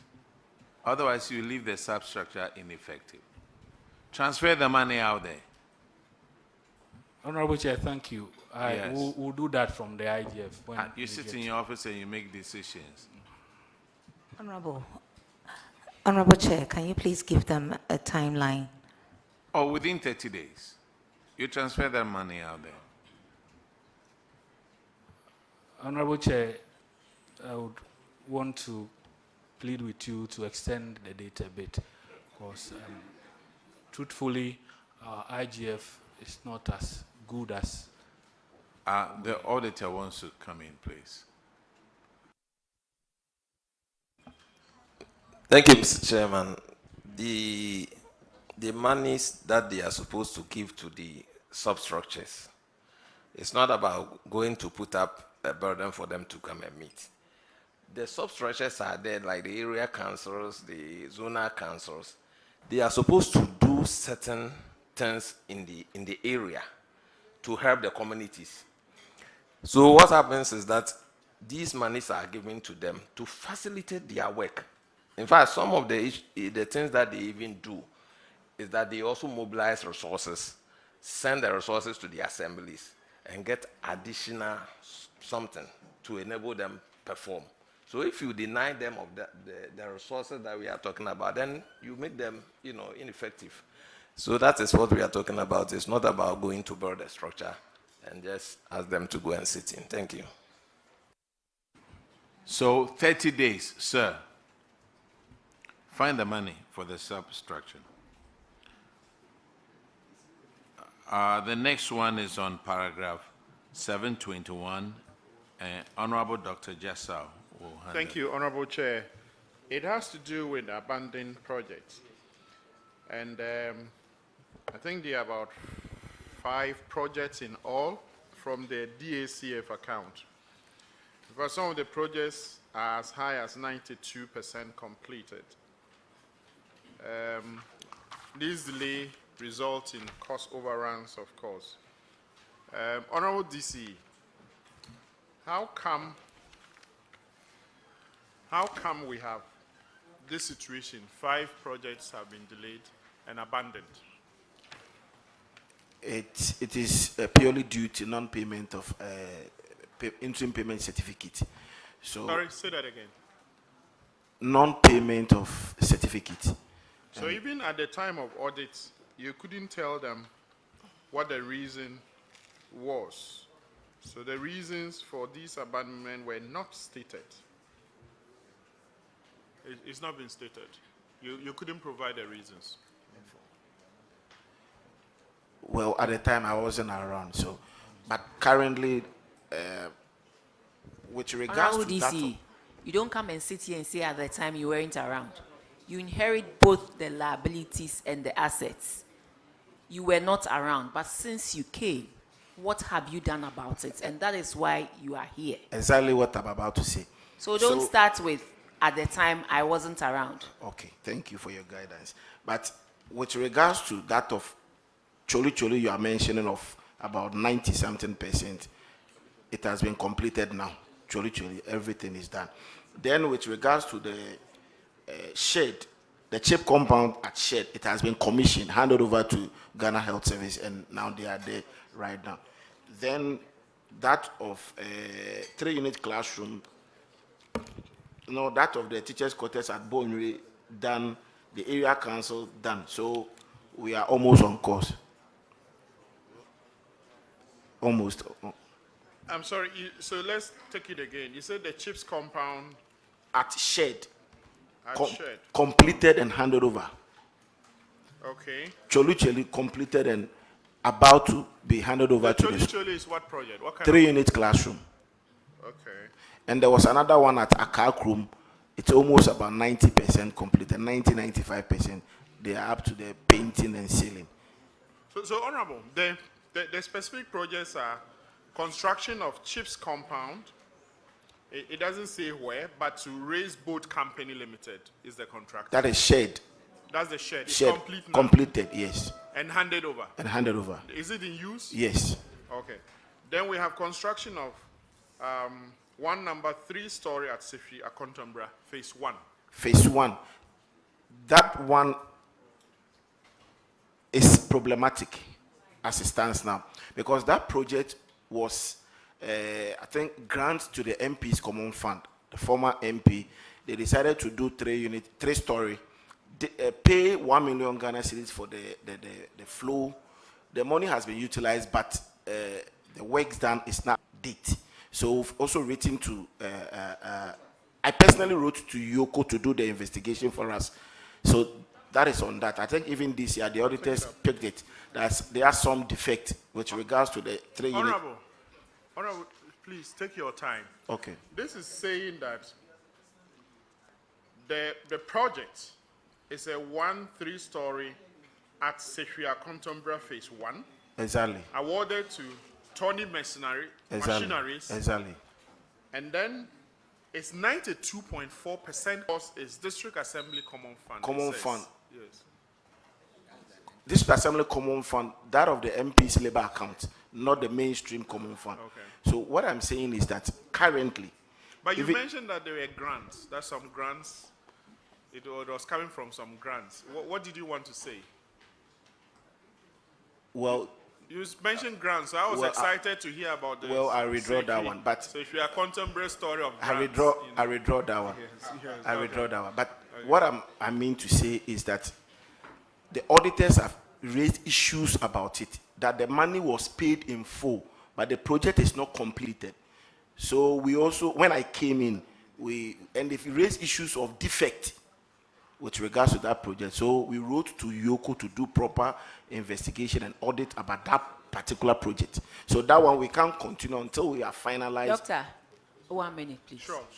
Sir, if there are defects on the building and it's 92.4% complete per what you call the phase 1, and the total cost is 1,924,000 Ghana cedis has been paid, won't you rather let the contractor fix the defects?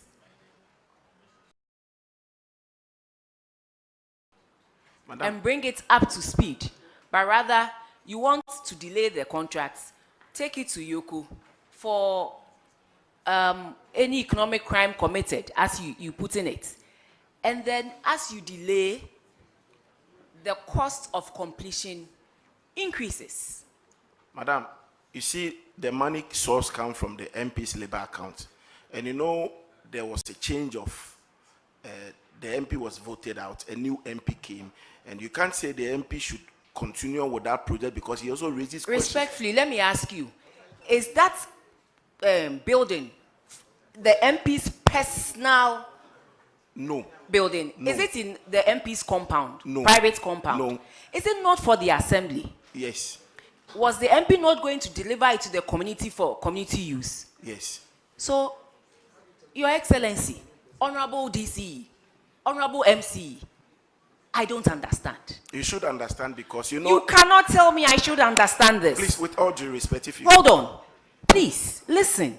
The MP has completed to 92.4%.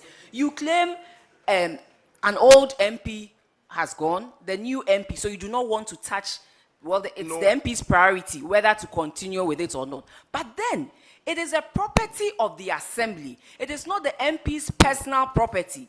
So that when you come and there are issues, you rather rectify the issues and complete the project. But rather you say you've written to Yoko because when the auditors came, the auditors said the building is not up to speed, there are structural defects. When there are structural defects, is it Yoko that you take to?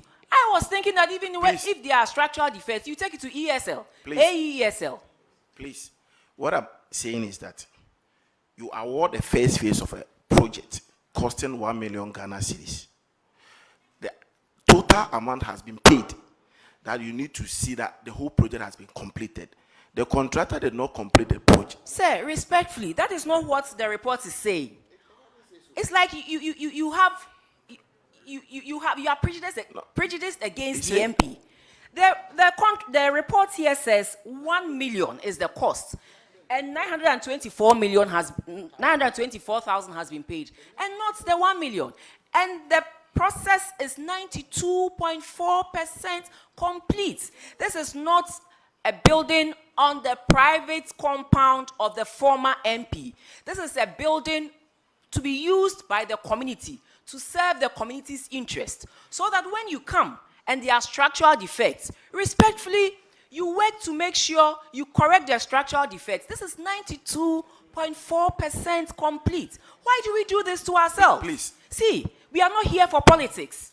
We are here in the interest of the nation.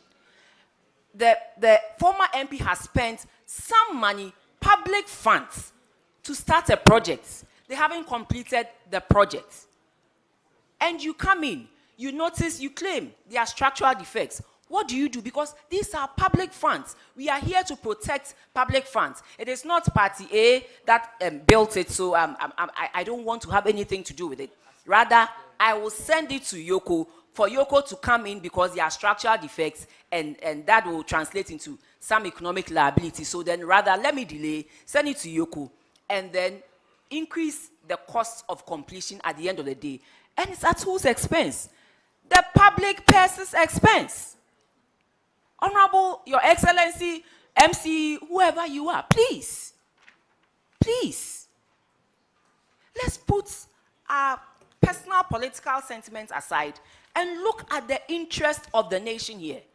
Please, respectfully. Please, the issue you are raising, the auditors are saying that the whole 1 million, because there's a retention aspect of it. So do you have a copy of the report, please? If you can. If you have, can you please read what the auditors said in the report for all of us to hear?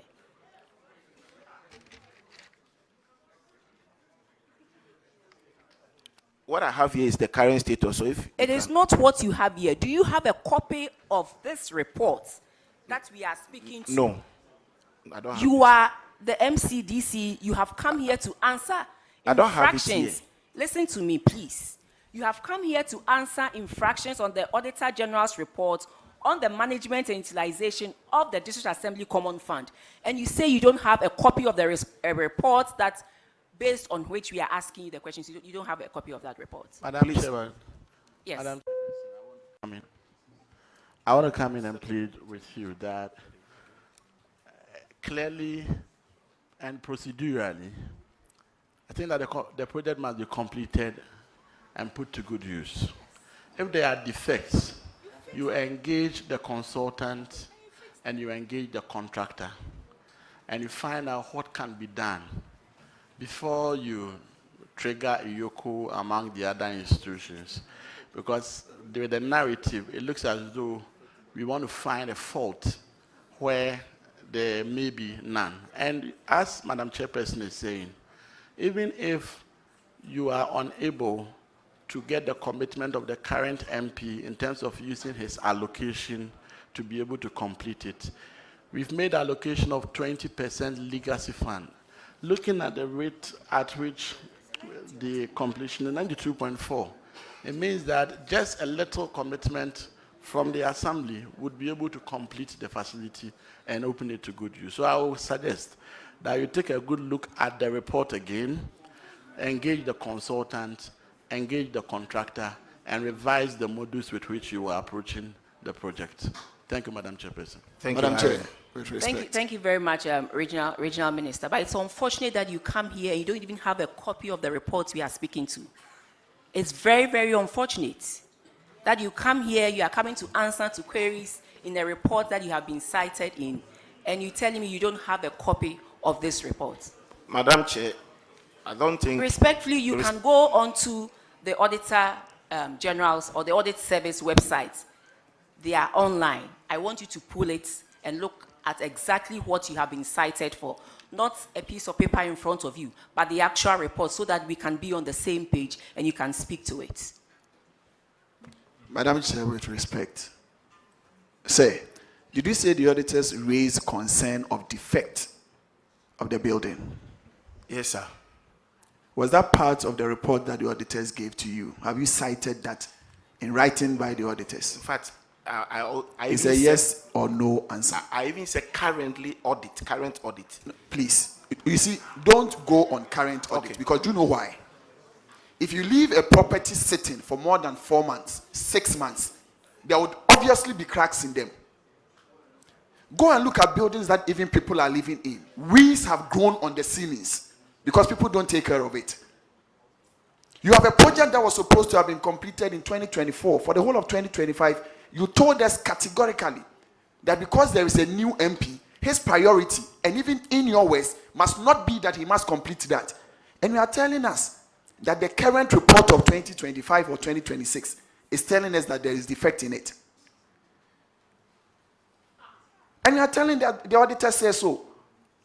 The auditor says that phase 1, by the works that they've seen, is 92% complete, left with 8% to be completed.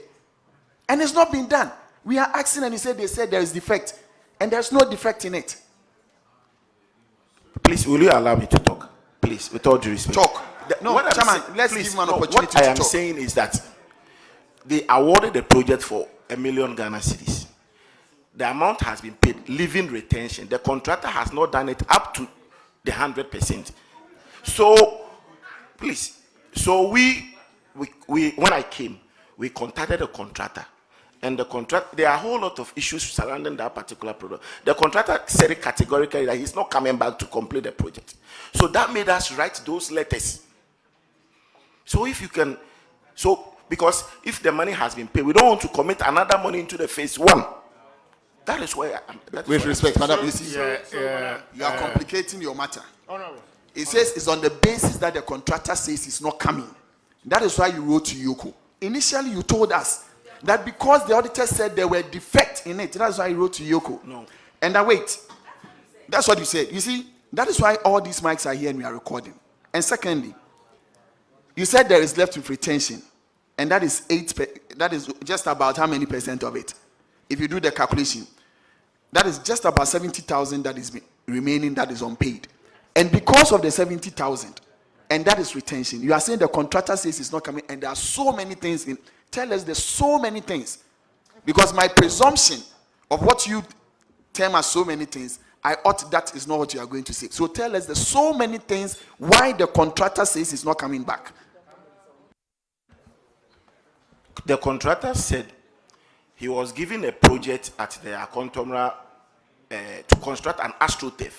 That contract was not signed. The MP committed him to be doing that. Say, and that please, look, we are not talking about an AstroTurf.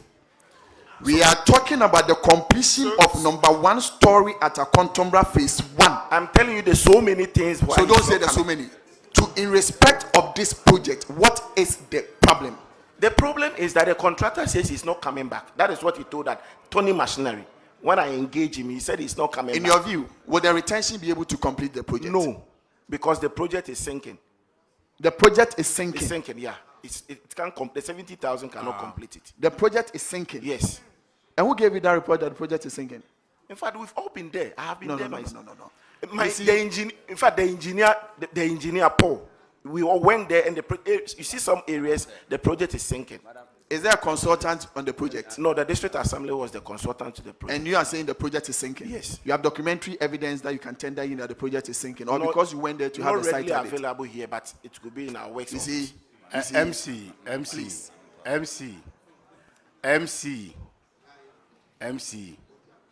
please, these are all public money.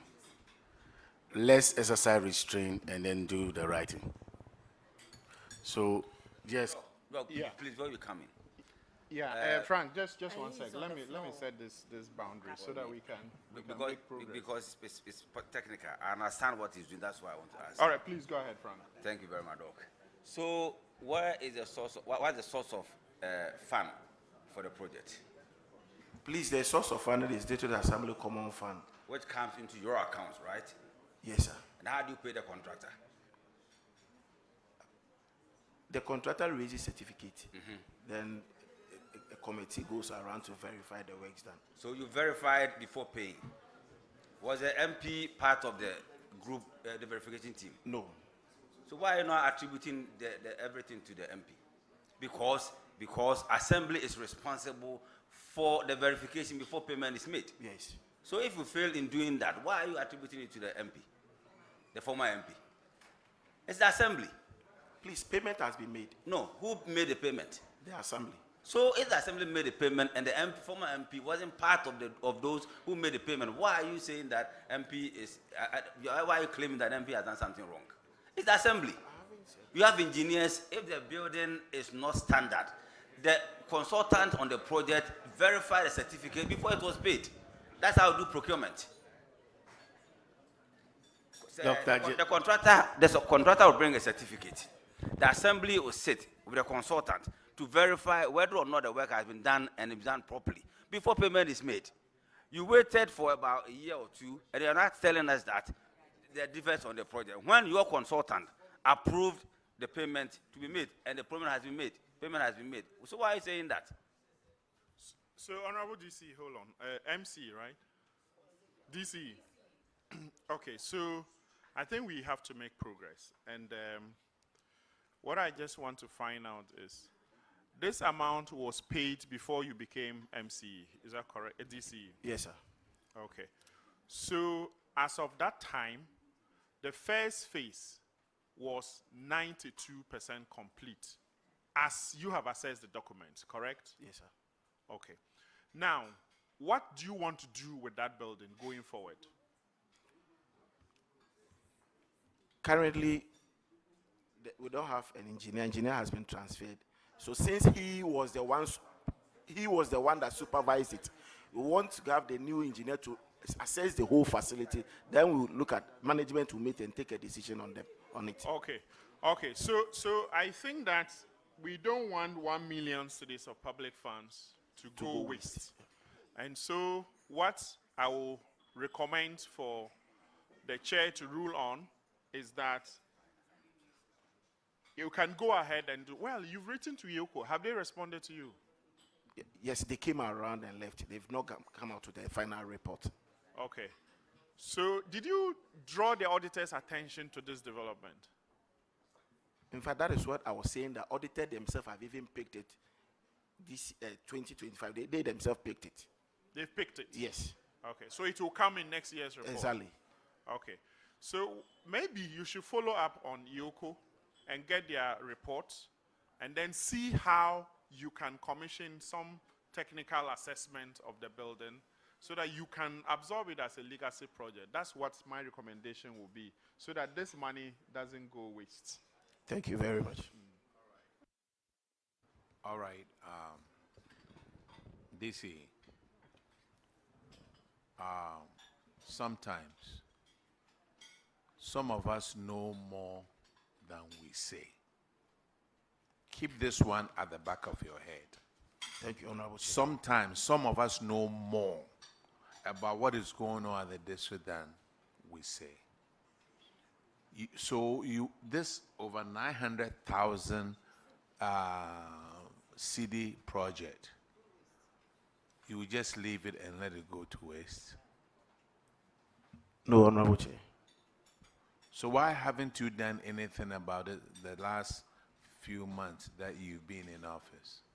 Honorable Chair, we had so many of the legacy projects, so we're looking this at... particular one is 92.4%.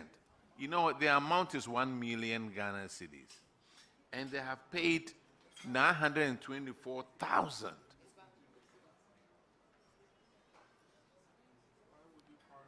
Think about it. Thank you.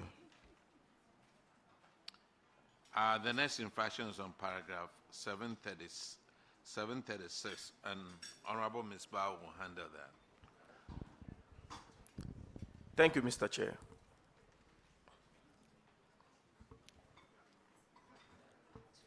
"43 transactions amounting to 42,076 Ghana cedi in respect of fuel was not accounted for by way of recording in the logbooks and receipts. For this reason, the auditors are not able or were not able to validate whether the expenditure was made appropriately. And hence, they have recommended that the district coordinating director, and the finance officer be made to refund the said amount. Please, has the monies been refunded? Thank you, Honorable Chair.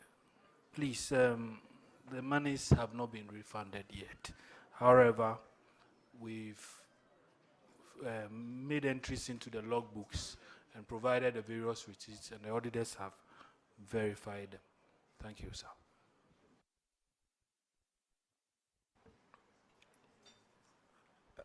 Auditors, please, have they submitted these documents to you? Yes, Honorable Chair, they updated the logbooks and then presented them for our verification. Yeah. Thank you very much. Mr. Chair, the recommendation was clear. They recommended that the said amount should be refunded by the district coordinating director and the finance officer. However, they've done something different, so I would want to defer that to you. So before that, I wanted to know, were you part of the exit meeting? Honorable Chair, yes, I was. Yes, I was. And then you are privy to the management letter issued? Yes, Honorable Chair, I was. 2 weeks plus another 30 days, almost, let's say, 6 weeks or 7 weeks. You were not able to actually, give them the necessary documentation. When was the last time this documentation was given to the auditor?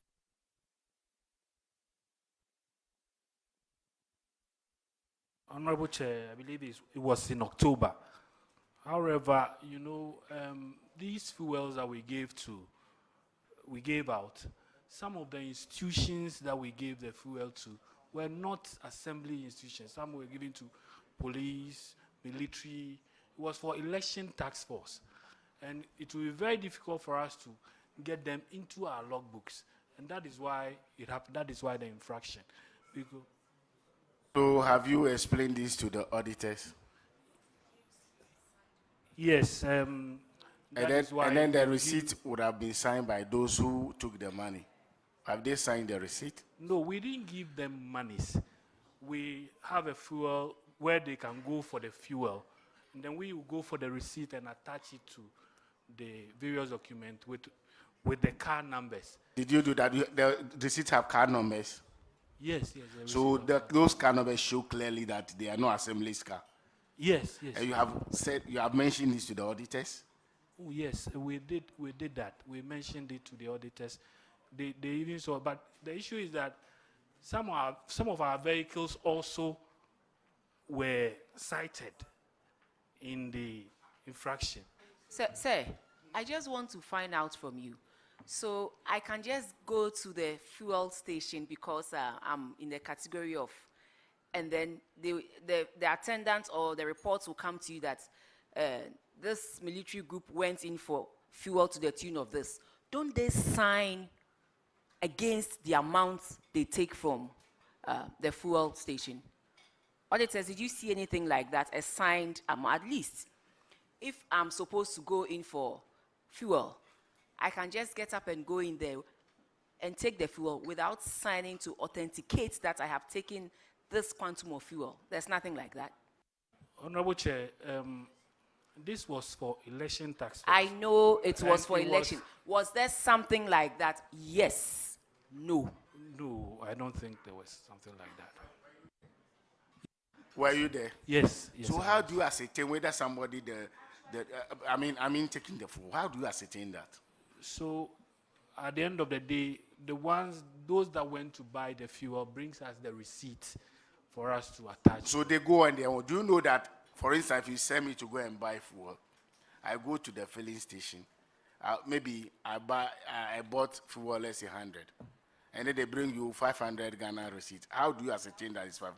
Without my signal, how do you ascertain that is the vehicle actually? I mean, that vehicle was fuel at amounting to the cost of 500 Ghana cedis. Honorable Chair, it was the election task force team. There's somebody. We know it's election. Don't be mentioning election task force. We know that is it. Just go straight to the point and answer. No, somebody was given that mandate to ensure that fuels that are allocated for the various departments are given to them. And so somebody was there that will say, okay, give this amount of fuel to this vehicle, this amount of fuel to this vehicle.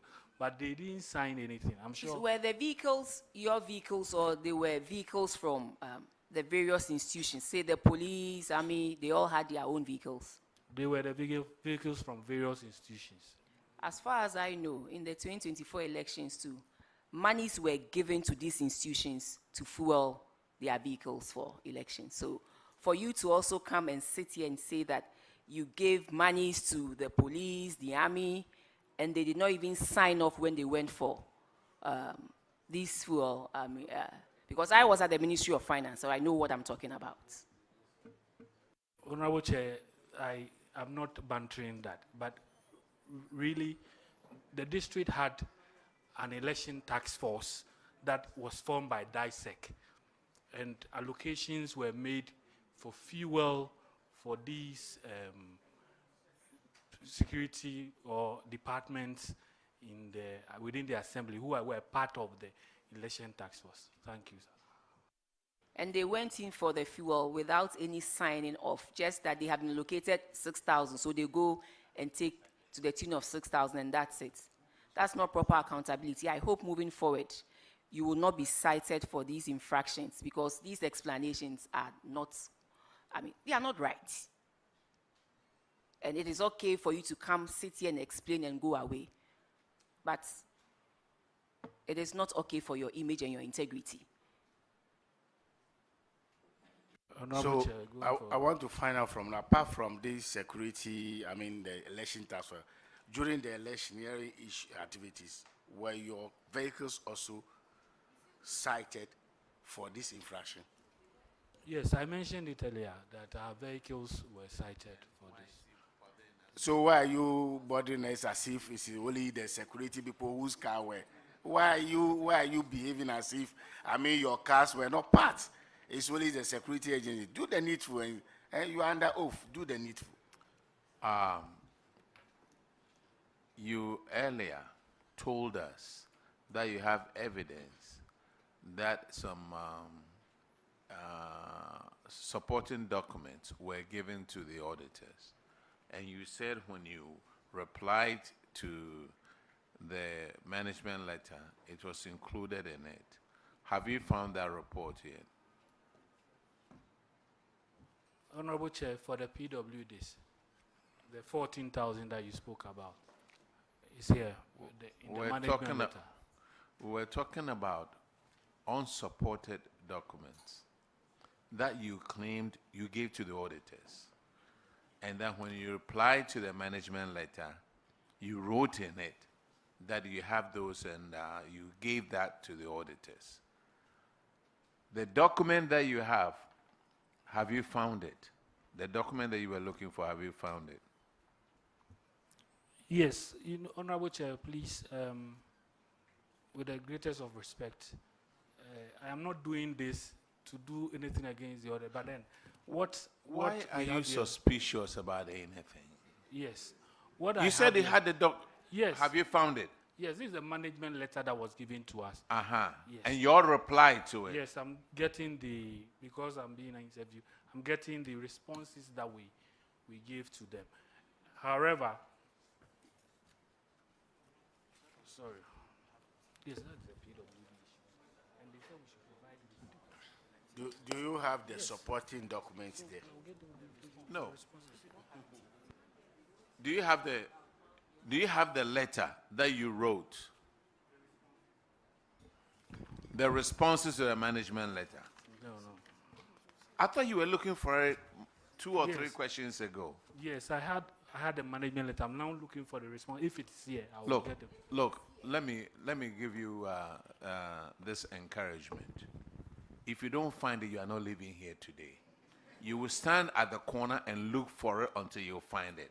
If not, we are closing with you. Let's go to the next infraction.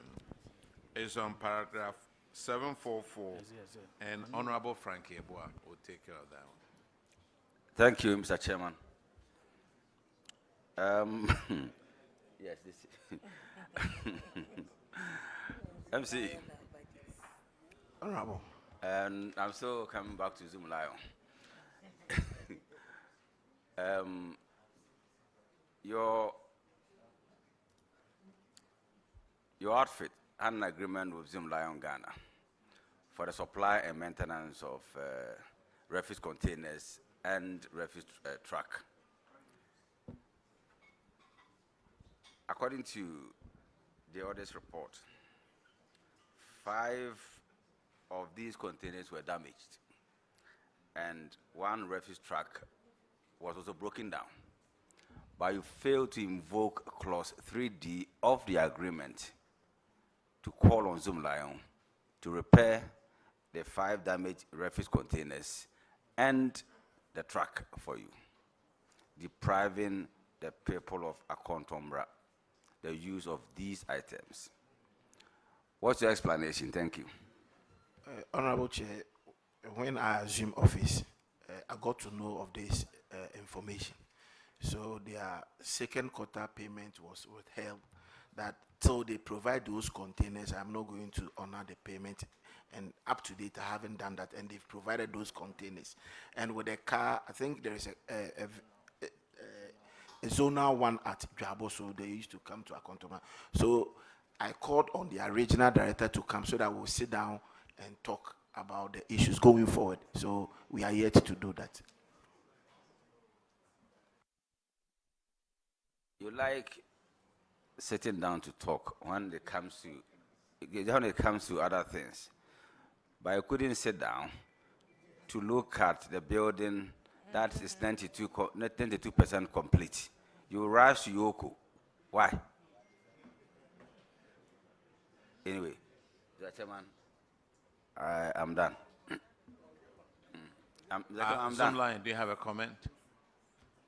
Honorable Chair, respectfully, we have supplied 4 new containers to make 9 containers required in all the district allocated container sites as per the contract.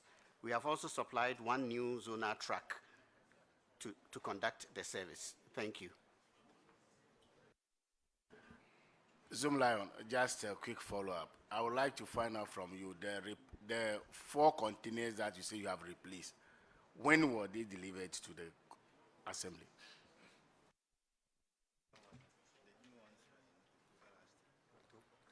Honorable Chair, October last year, they were delivered.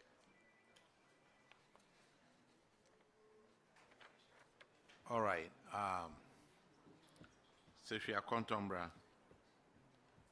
there were some taxes.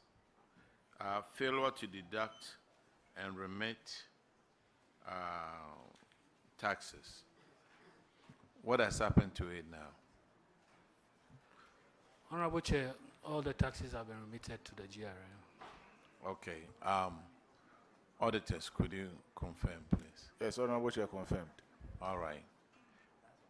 It's interesting that Sechua Contombra, you wrote to Ioko.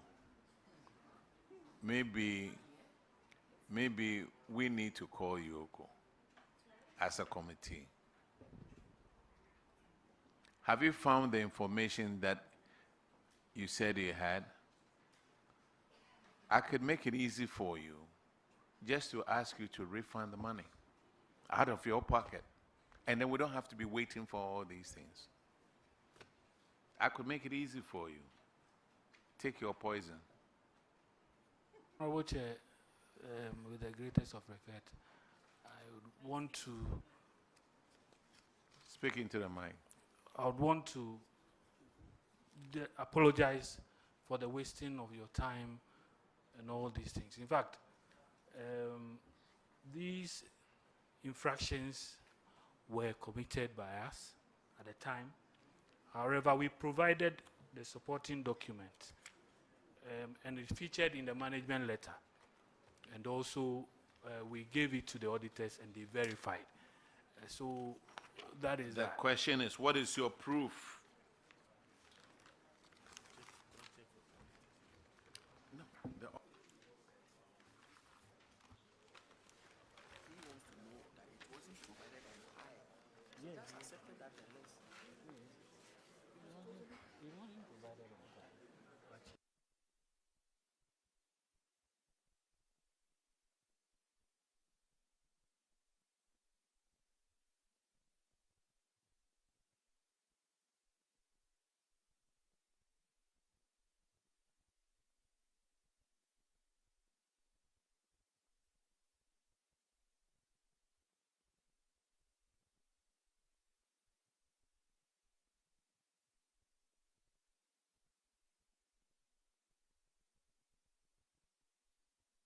Okay, you know what?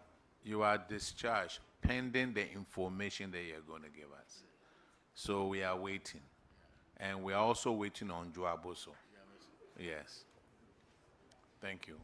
Honorable Chair. Honorable Chair, I would want to come in to sincerely apologize on behalf of my colleague, Finance Officer. If you could give us some more time to look for the document so that we can produce it to the committee. What do you mean by more time? Didn't you hear him this morning that he said he had the documents over there? It was between him and then the auditors. The auditors, you heard them say that they didn't have these documents at the time of the audit. He said he had it, and then he spoke to them about it. It was in the management letter. And when he replied to the management letter, he had it all over there. Imagine if we didn't have auditors to be auditing the ministries, departments, and agencies. Goodness, we'll all be like fish in the ocean. So you are discharged until he finds it. Thank you very much.